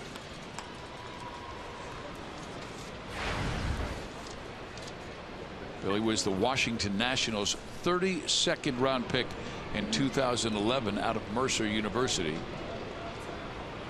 and then traded to Oakland in the Blevins deal. He's falling behind. I'd like to see him a little more aggressive. Last night he waited till 2 strikes before he popped up a ball off their left-hander reliever. No, remember he drove it in the gap. Kier might have made a nice catch. Yeah, but with 2 strikes on him. See, yeah. I'm saying I'd like to see him be more aggressive early in the count, especially with Smiley. Smiley's first pitch, the opponents are hitting 368 off of him this year. Be ready. Paulo Orlando, he don't miss a first pitch. He's on him. So you wait, now you got to hit his pitch or swing at it. Burns 0 for 3 in his first start with the Royals. Fans, the weekend starts early because every Thursday home game is Buck Night. Come enjoy Royals baseball while saving some hard-earned cash. Enjoy delicious hot dogs and peanuts for just $1 a piece. Get your tickets now for Thursday Buck Nights at the K by calling 1-800-6-ROYALS or online at royals.com/promotions. And if I don't have my days mixed up, I believe tomorrow's Thursday. Folks, come on out. Blue Jays are coming to town. I thought today was Thursday. Huh? You're behind. I do have my days mixed up. Either that or you're ahead. That's a week from Are you now. talking about next Thursday? Yeah, it must have been. Oh, that's Sorry. Minnesota. No, it's not. It's Chicago. Nice catch by Souza. 1-2-3. That was a good inning, Hud. Way to go. It's Thursday. If it's Tuesday, it must be Belgium. Every day's ball, buddy.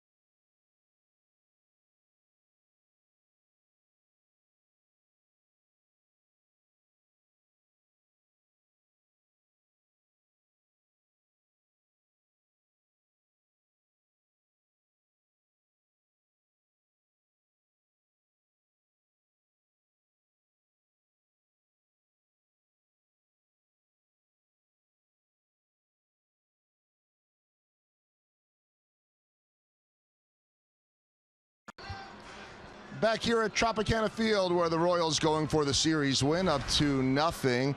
Interesting little tidbit here from USA Today, our Toyota League leaders. This was just their assessment in an article this week. They've got Petco Park ranked #1, then AT&T, PNC, Wrigley, and Dodger Stadium in their top 5. I think we could debate all of these forever, but the interesting part is that number 6 was, HUD's looking at me right now. Hello, where is Kauffman Stadium? Well, again, we could debate this, but they do have Kauffman Stadium ranked 6th, which would mean their top American League park. Now, when I look at their rankings, I always like this. You guys, we can talk about favorite stadiums, but everybody that comes into Kauffman Stadium, we hear it from players, broadcasters say how much they love it. The field, the fountains, everything about the city, the plaza. But interesting when you look at this, they had Camden Yards ranked 11th. I'd put it higher. They had Camden Yards, they had Seattle a little bit lower. That to me is one of the top 5. Now they did have Oakland last. No offense, but I think most people would agree with that. They had Tropicana Field second to last. These are generally known as the 2 worst parks in the stadium or in the league, and no coincidence that those are the 2 places that need new stadiums. So worst Candlestick on the list? It's been That's demolished. your favorite. Oh, It was demolished last Thursday. oh, Give it up for the stick, HUD. oh, you mean it's no longer there? No. HUD, a lot of those parks that you played in, they're not there anymore, buddy. Hey, There used to be a ballpark here. Didn't they make a song about you? Matt Strum, meantime, warming up with the bullpen, and Souza fouling it off. He has struck out both times. Did you know Huffington Post called Kansas City the coolest city in America? Over Charlotte, over San Francisco, over San Diego, which has Petco Park. We're the coolest. who's Huffington Post? It's a very respected journal. Okay. They said something nice about it. Oh, Cuthbert with a bobble. Rats.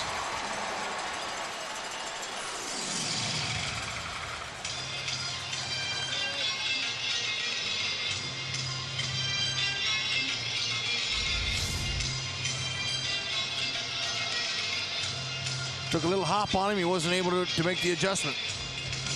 And a pitching change here because Strom getting ready for the lefties Dickerson and Franklin. And Matt, who did a tremendous job the other night, he comes in. Kennedy outstanding through 6, struck out 9. It's up to the kid in just his 3rd major league game. Yeah. Good job.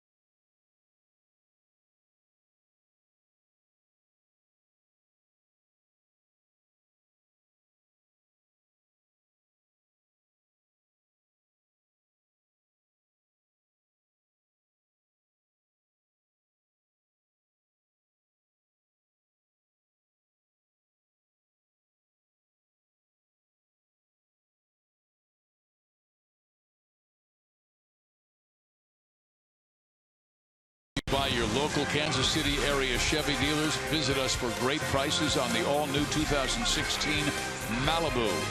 By Panera Bread, food as it should be, with 24 Kansas City metro locations. And by Academy Sports and Outdoors, right stuff, low price, every day. Kennedy, terrific job, 6 strong innings. Young Matt Strom comes out of the bullpen to face Dickerson, Franklin, and Schaefer. Got a nice fastball. He'll top out at 97. Good slider to complement it. He was fantastic in just his second major league appearance. 2 critical strikeouts in a 3-2 Royals victory.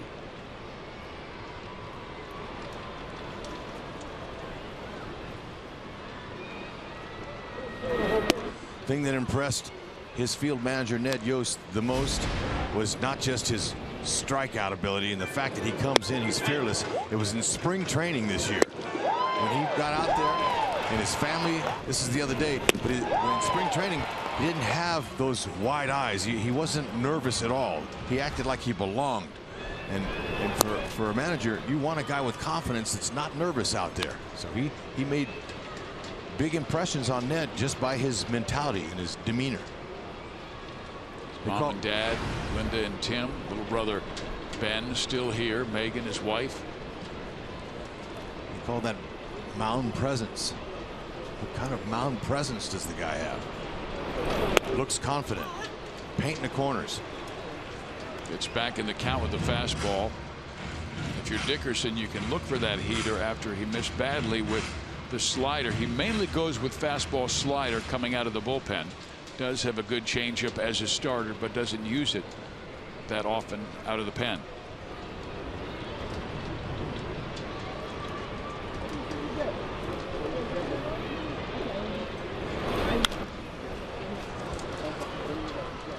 He's just saying here it is. Yeah, but if you can keep it down, both sides of the plate.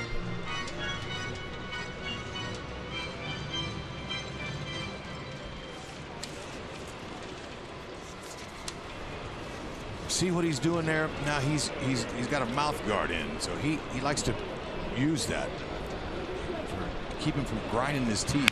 And also, he said before he started using that mouthpiece, that's part of the new technology in today's game, he had a little spot on the back of his neck on his left side that would bother him. And when he started using that mouthpiece and he clamped down on that with his teeth, that pain went away, and it gave him a way to expend that energy. Instead of grinding his teeth, he's got something he can put his teeth into. And along with that fastball, he's got teeth on it. Foul tip into the glove of Salvador Perez. There's the first out of this 7th inning. And now he immediately points to. Yeah, he says here it is. He let that fastball eat.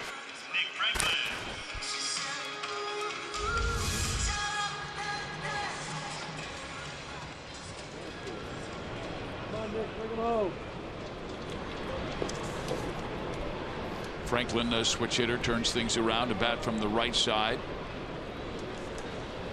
Richie Schaefer on deck, a right-hander. Strom's going to find himself in a more prominent role here as the season goes along. With Hochevar out for the rest of the year, they're looking for a 7th inning guy. Davis, a question mark on when he'll come back. But it was good news that they received on Wade. No ligament damage. But you know, they're going to wait on Davis a little bit longer this time. Want to make sure that they get that thing all cleaned out, that pain that he's having in his forearm. Yeah, Wade even admitted that he may have brushed it back a little bit too soon after the last flare-up.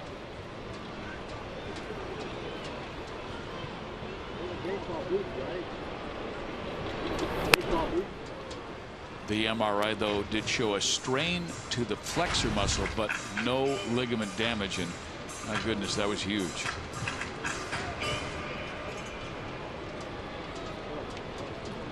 Franklin only hitting .211 against guys like Strom.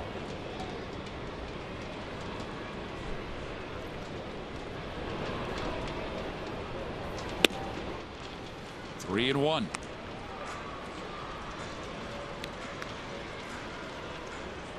They have Beckham, Jennings, and Maley off the bench. All of them are right-handers.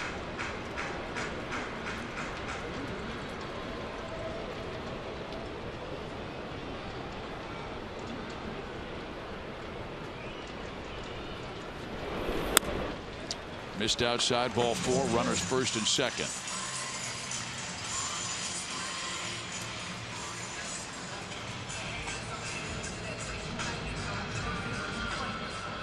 Sal and Haas both come in. Yep, there's some leadership right there, just saying, hey, let's go. We got a chance to win our first series since before the break. How about that low fastball, like he showed to Dickerson and also to Miller and Jennings on Tuesday.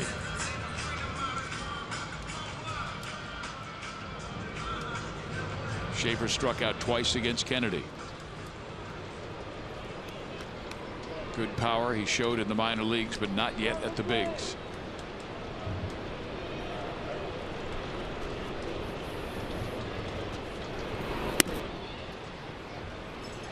His shoulder's pulling out just a little bit. It's leaving that ball up and away and off the plate. Shoulder leaking.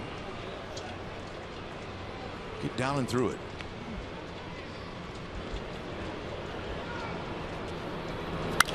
Better. Orlando. 2 outs. And you can see Paulo doing exactly what he told Joel before the game. I never take my eye off that ball, because if you do just for a second, you could lose it in the ceiling. All right, let's check him out, though. He's got a nice little leg kick, good separation over the rubber, coming straight over the top. Actually, a little 3/4 sidearm there, but that's his changeup, and hopefully he can repeat his other 2 pitches out of that same angle. When that happens, that may have surprised Schaefer throwing that change. He did. He's got that in his back pocket. It was a good pitch. Popped him up. Got the out. 1 more to go. Now the catcher Casale just walked and popped up.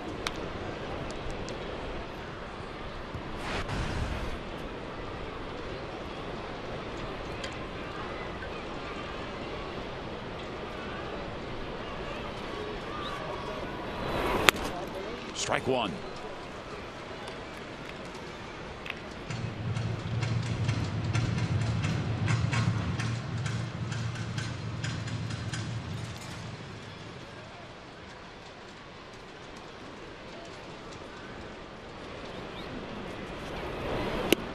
And then he drops a beautifully located breaking ball on the outside corner.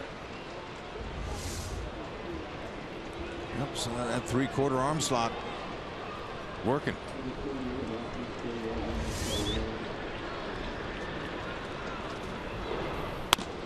Game 1 of this series, this 4-game series, Danny Duffy, he was just dangerous with all 3 of his pitches from the same arm slot, using the slide step, going from the set position. Very confusing. Longoria was telling us how tough Duffy was. Got him. Great job by Matt Strom.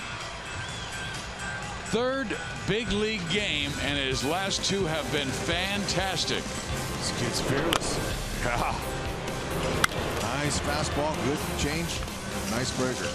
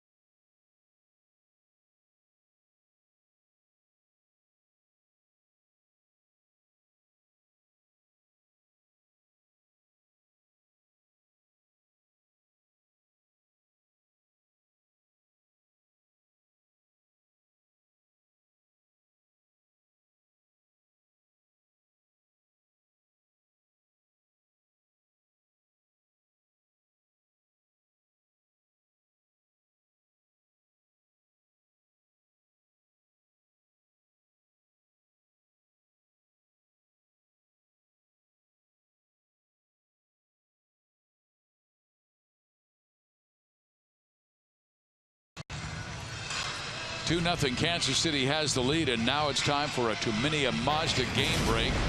The Blue Jays are coming to town. Friday, Saturday, and Sunday. Friday fireworks show is going to be great. Saturday is Big Red Night, and then we have Monday off, followed by the Chicago White Sox. Should be good. We're getting taken apart by Detroit, but they're leading the Tigers today. Last time we checked, it was Quintana against Jordan Zimmerman.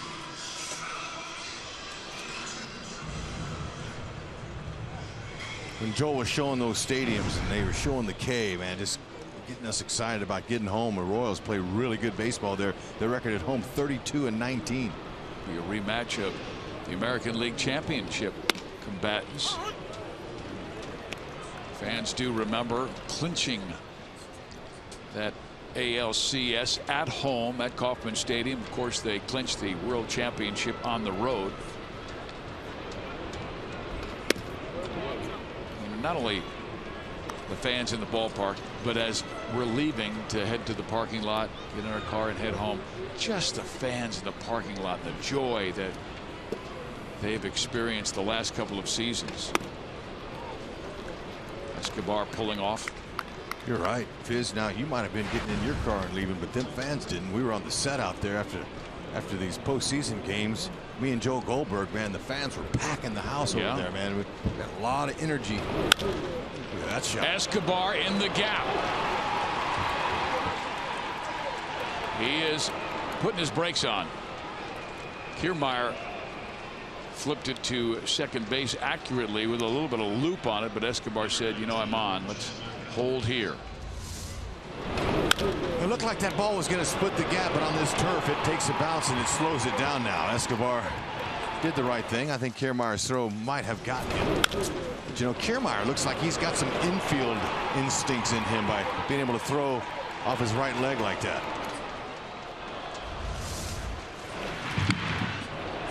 Boxberger coming off the disabled list. He's made consecutive scoreless appearances since his Friday reinstatement from the 15-day disabled list, where he had left oblique strain problems. Cuthbert, the batter.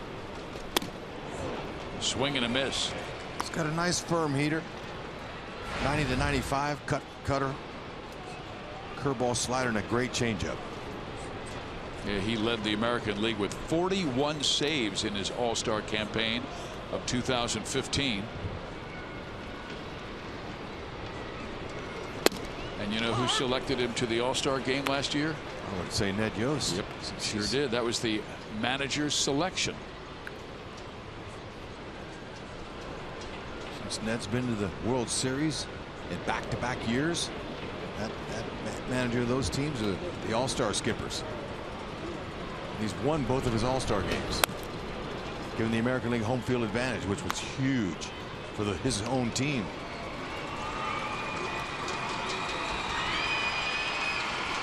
Cuthbert down 1-2.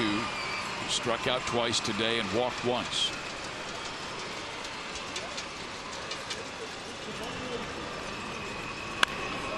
Line drive, base hit, left field.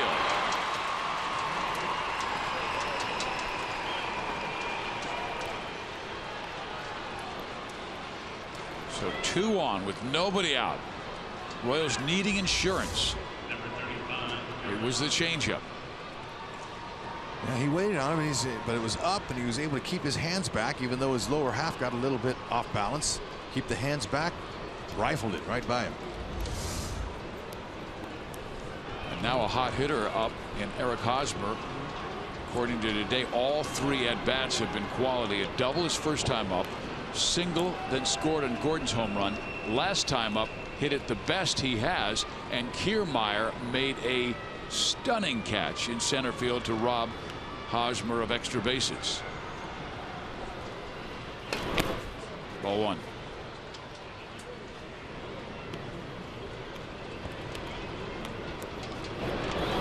Yeah, that's a pitch that Haas usually hits out of the park. Didn't quite get it out, but Kiermaier, he twisted him up on. That's a tough read. Hardest ball for a center fielder is that ball directly hit over your head on the line like that. But when you have athleticism and you've got a gold glove, platinum glove, you get a hat tip from Haas, who also wears the gold. He'll take one of those players right here to get that extra run home. Well, if he does, that would match the 3 runs or fewer in all 7 games in this road trip. The Royals have scored just 3.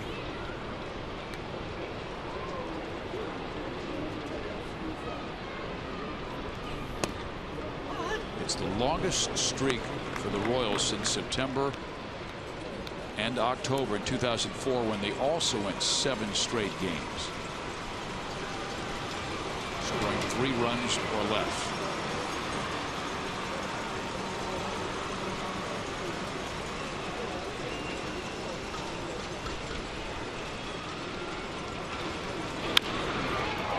Pulled to the right side. That will get both runners to second and third. So a quality out for Hosmer, as now a single could give the Royals a 4-0 lead. Follow Royals Baseball live on your phone and tablet with MLB.com @bat app. Stay up to the moment with game day, video highlights, StatCast, and so much more. Download MLB.com @bat, the #1 app for live Royals baseball on your phone and tablet.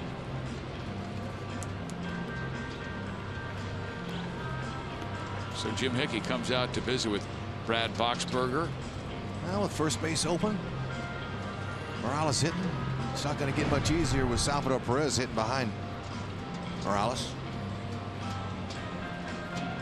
It's a pretty good average there, 69% of getting those runners, getting 1 runner home anyway. And we'll see how they play the defense in the infield. Put them on. That's what they were talking about.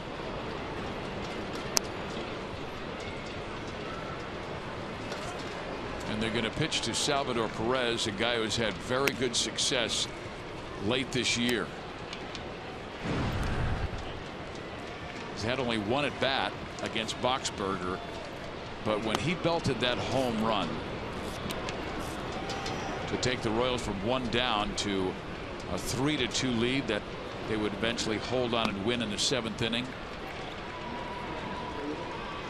That was the 7th home run in the 7th inning or later, and 3 to put Kansas City in front. So he has been a clutch guy in these situations in the past. Bases loaded, 1 out. He's just 1 for 7. Salvia is with him loaded this year.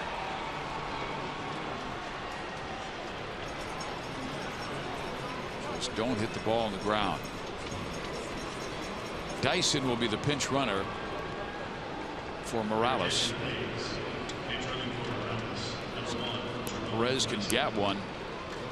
Royals could bust this game open.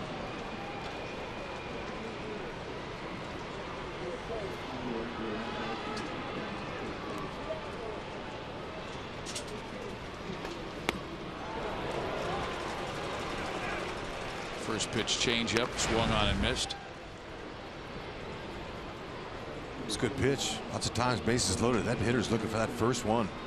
And usually it's a fastball, but Boxberger, we talked about his changeup. It's a good one.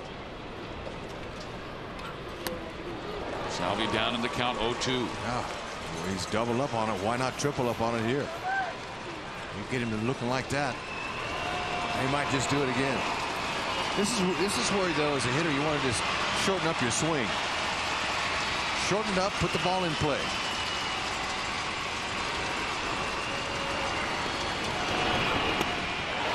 Struck him out.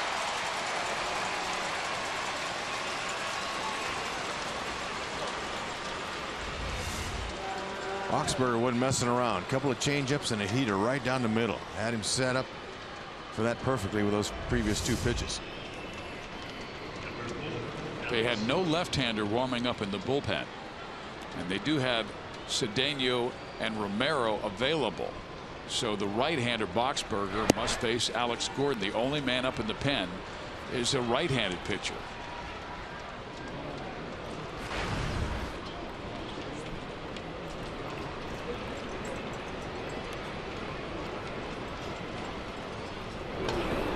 Alex has given the Royals their only offense of the day back in the 4th. It was a shot, too. Drew Smiley threw him a fastball right down the middle, and Alex, he greeted it.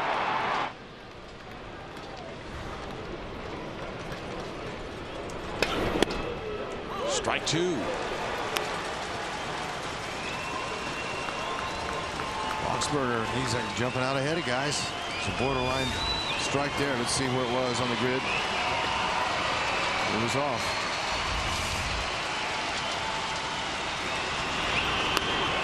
Well, he was at his best when he needed to. Bases loaded, 1 out, strikes out Perez and Gordon.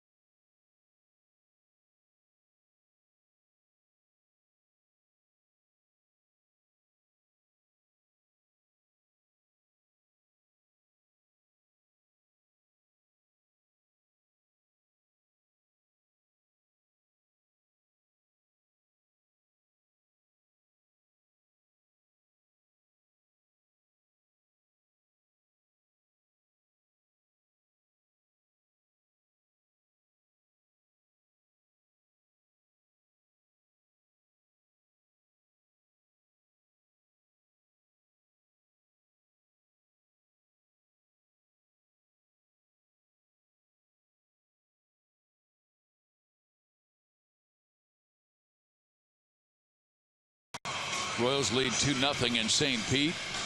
Time for our University of Kansas Hospital injury report. Clayton Kershaw transferred to the 60-day disabled list, eligible to come back August 27th because of that back problem. The Dodgers with 25 DL stints this year, a National League record. Major League record is the 12 Red Sox.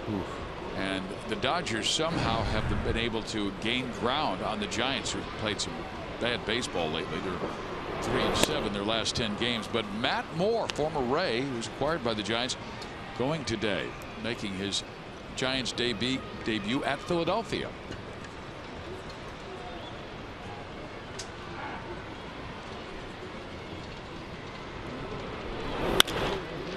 Up the middle.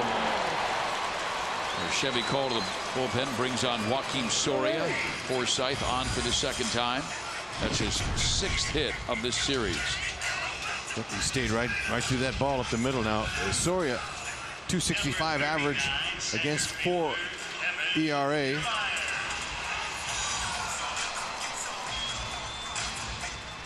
He's been elevated to the 8th inning role for Ned Yost. Strom did a great job getting out of trouble in the 7th. Kiermaier 0 for 3, 2 strikeouts. Sawyer is a 4-pitch guy, fastball, slider, curve, and change. That curveball, it's a slow one. He'll just kind of roll that up there, down low in the zone to get a swing and miss. The Royals have not turned double play yet.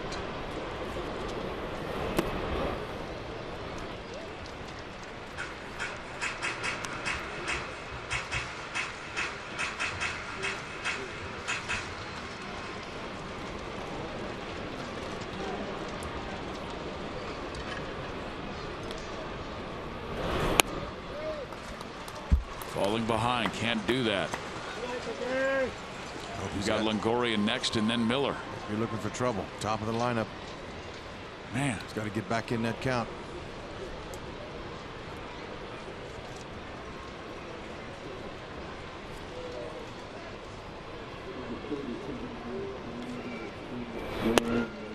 There's a strike.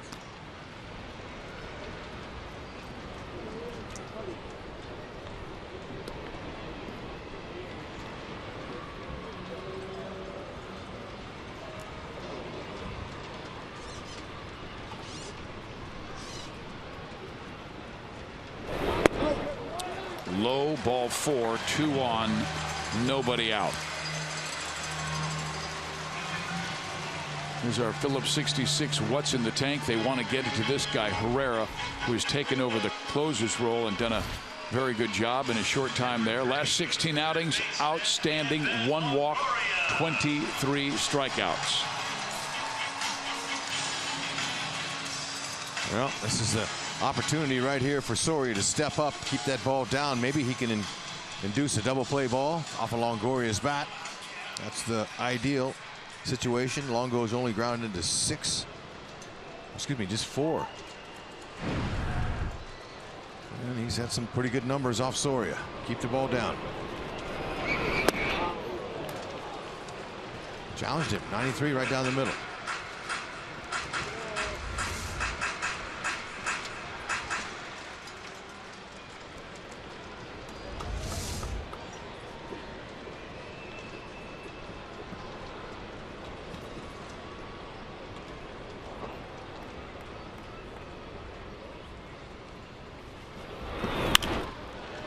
Out of play, 0-2.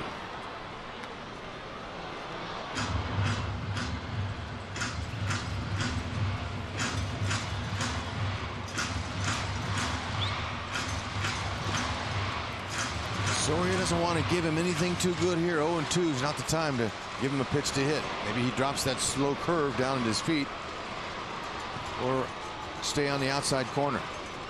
Make him chase if he can get him to.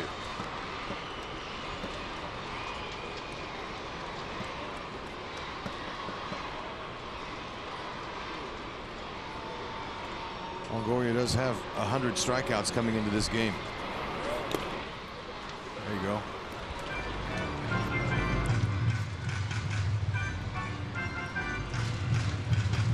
Pitchers ahead in the count like this, you don't want to give him anything too good. You're going to try to test him around, you know, at least with that pitch there, and maybe another one before he's got to get back in there.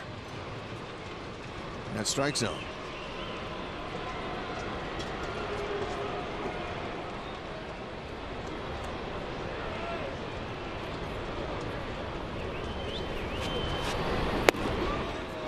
Didn't miss by much. Joaquin staring at the home plate umpire, Sam Holbrook, as if to say, I need this pitch. That's off the plate. And some chirping from the Royals dugout.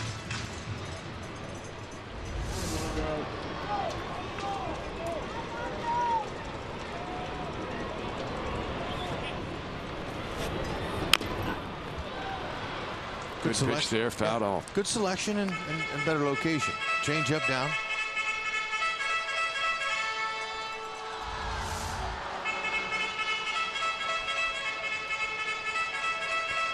Right off the ankle. Ouch.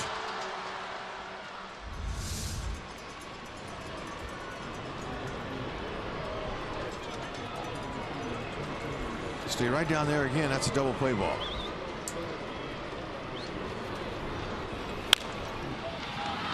He's fouled 2 tough pitches off.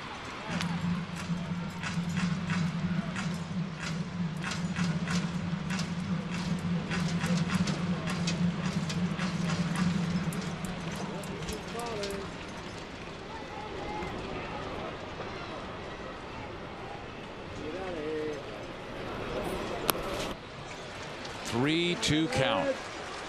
It's gone from 0-2 to 3-2.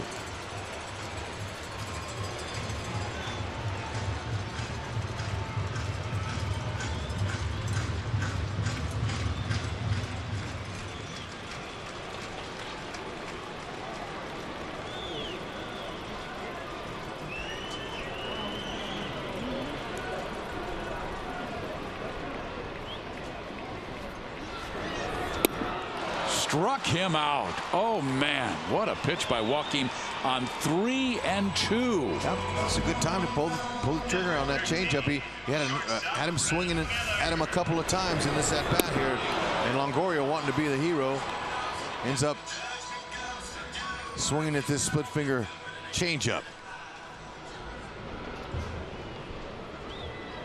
It gave the illusion that it was going to be a strike and then just died and faded down and in.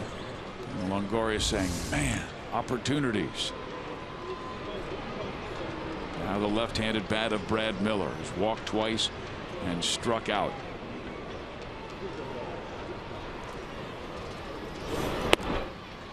Strike one. There's the backdoor curve. Good pitch. Sometimes, you know, if it's a good field pitch, if he feels it right, a lot of pitchers will double up with it. Colon Escobar ready for that double play with first and second, one out.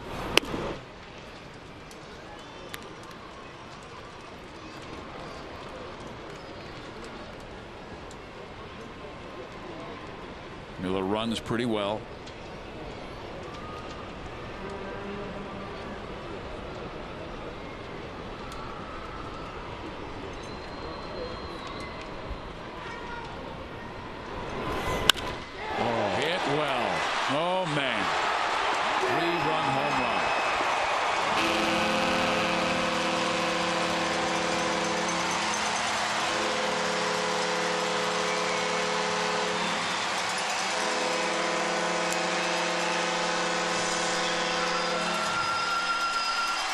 He went to the well one too many times with that split finger changeup, and Miller caught it. It was right out over the plate.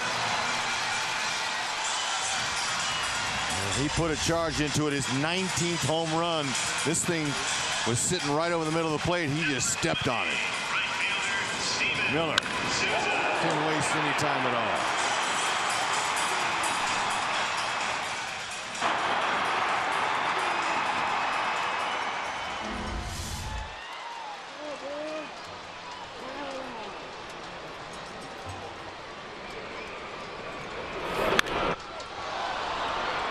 Souza to left field. 2 out.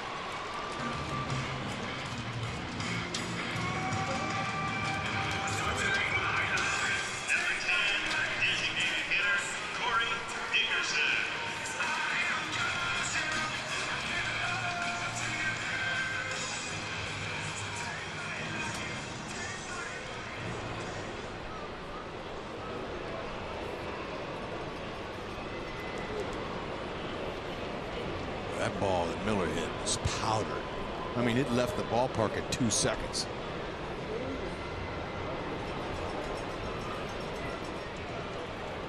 .103 exit speed. And that one struck well.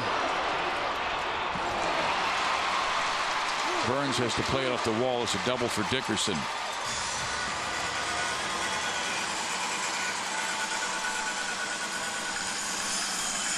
Lefty's really hurting Joakim Soria. A walk to the lefty Kiermaier, a home run by Brad Miller, a double now by the other lefty Dickerson. Yep, Ned's talked about, you know, with the fact Hochevar's out for the season, Wade Davis is on the disabled list, that there's no clear and defined roles out of the Royals. And the way the kid Matt Strom's pitching, you know, he looked like he could be his new 7th inning guy. Maybe he flip-flops Soria. Soria the 7th inning guy. Let Strom be the 8th inning guy, because it's not working. This is getting too much to the plate at the wrong time. Royals right-handers in the bullpen: Chris Young, Pereira, Moylan, Soria, Chin-Min Wong. Flynn and Strom are the 2 lefties after Pounders was sent out.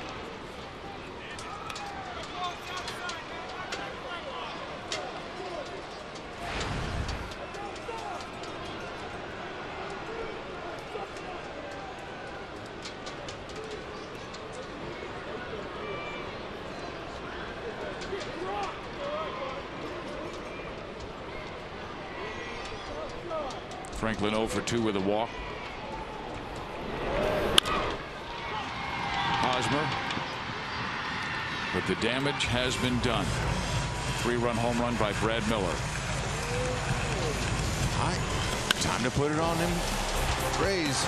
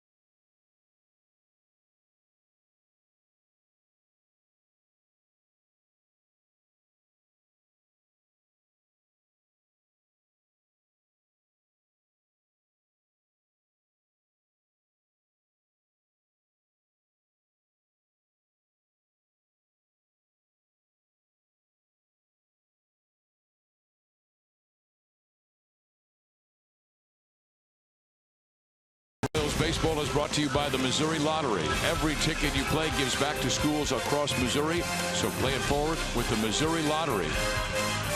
By Menards. Save big money at Menards on all your home improvement needs. And by your Midwest Ford dealers. Visit us at yourmidwestforddealers.com. Here in St. Petersburg, Tampa Bay with a 3-2 lead. Royals need some offense. Should they be held to 3 runs or fewer today, the 8 straight games would tie a Royals single season record set in 1972 and 1976. Well, Alex Colomé has been more than capable as a closer, 25 for 26, and he's retired his last 11 batters. 50 strikeouts and 12 walks. He's coming right at you. Miller. Timely 3-run bomb. Fastball 90 to 96. Back up the middle, Paulo Orlando. Good start. 3 hits in the day for Paulo. Another hit right up the middle. First pitch fastball. That's where he's gotten most of his hits all year long. Being aggressive early, right back where it came from.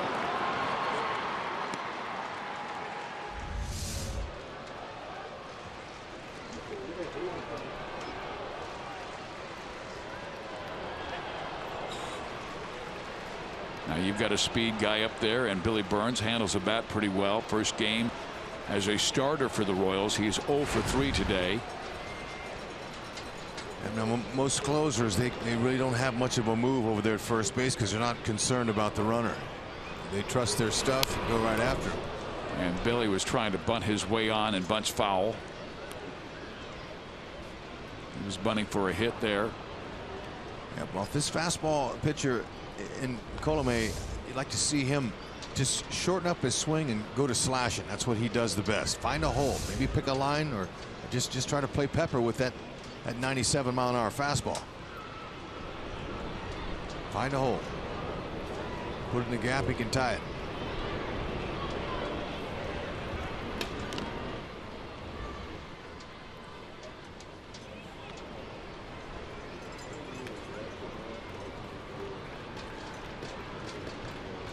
Colomé third in the American League with 25 saves. Paulo's 7 out of 8 in steals this year. He does not go, and the pitch is fouled back.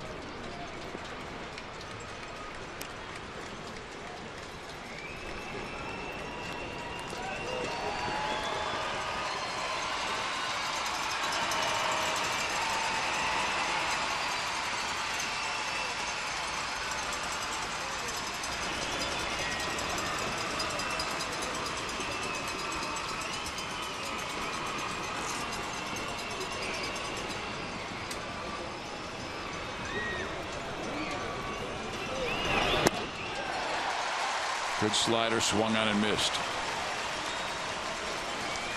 You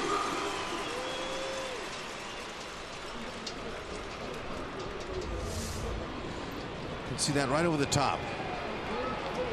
More like some cutting action there. Didn't have a huge break to it, but extremely effective. Royals are going to send up Lorenzo Cain to pinch hit for Christian Colon. This will be Lorenzo's first opportunity off the bench for Ned Yost this year. Been swinging the bat a lot better last couple of games.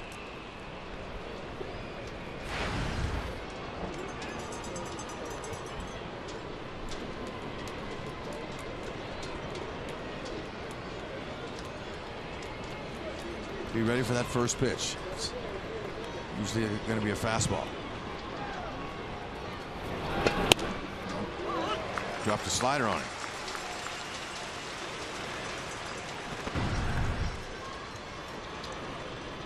Good pinch hitter in his career, 5 for 11. I'll say. Colomé does have 1 blown save this year. Came recently, July 23rd at Oakland.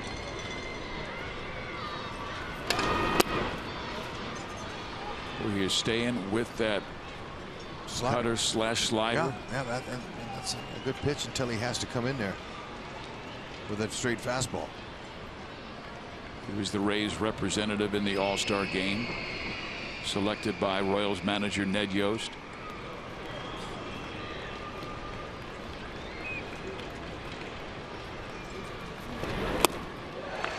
One and two.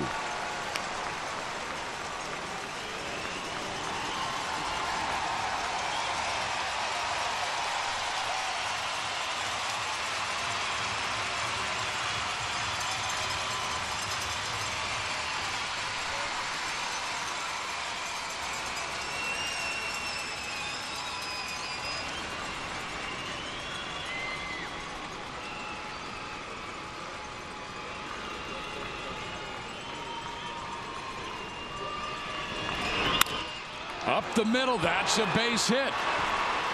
Orlando will hold at second base. Yeah, one too many sliders, and he left that one up. Lorenzo was waiting for it. Good short compact swing using the large part of the field. Keep the line moving. See, that just spun. A little cement mixer there off the end of the bat. Good piece of hitting off the bench. Ah, shorten that swing. Same thing here for Escobar, who's coming up next.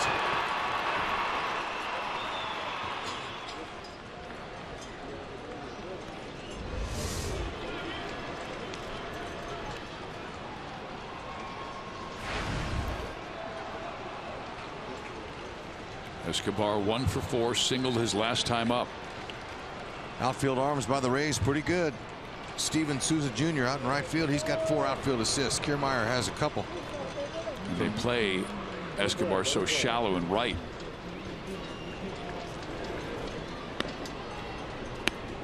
Giving Esky less of a chance to get Orlando home. Outfielder swung over just a tad off of that powerful fastball from Colomé. Didn't mean to do it. Little roller, third base side. Colomé up, fires. Got him.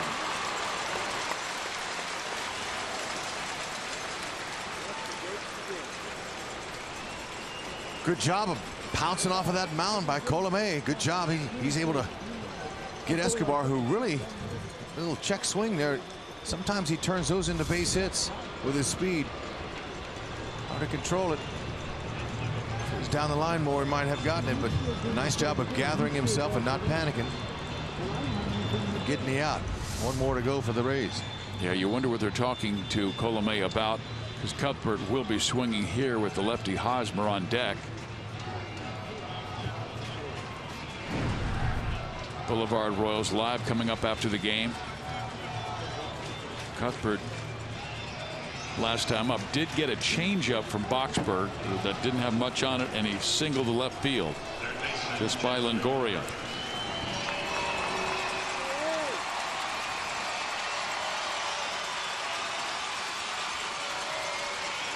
Yeah, with first base open, there's no way they're going to put him on and face the left-handed hitting Hosmer. So look, they're going to go right after Cuthbert, who's hit 280 off of righties this year. Wants to keep a short swing. And if he gets any outfield, he should be able to score both of them. Kane with a big lead out there at second. There's nobody holding him. You're not going to hold him with a runner at third. Strike one.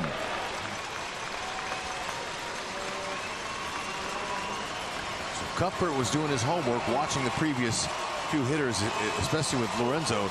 He knows that he's going to throw a lot of sliders.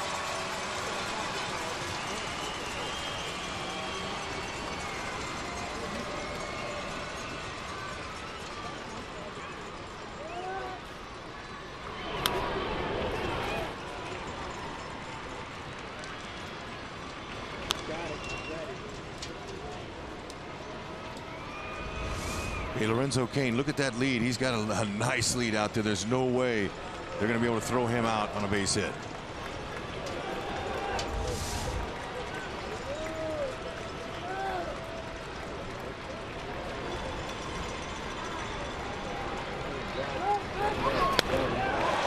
One ball, two strikes.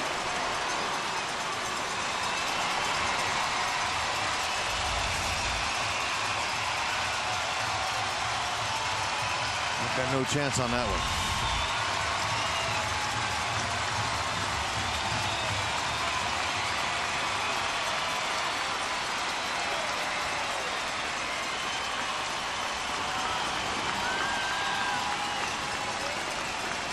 Colomé hasn't had a wild pitch all year. That would work.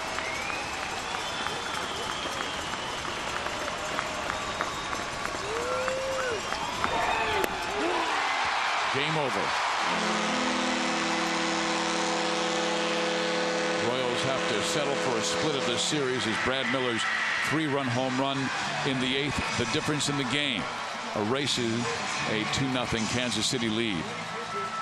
Well, it's difficult to win games when your offense is only providing you less than 3 runs a game. And it's unfortunate that Soria had to give up the homer, but good pitching right there to close it out. Kansas City has scored 3 or fewer in all 8 games of this trip, tying a franchise record.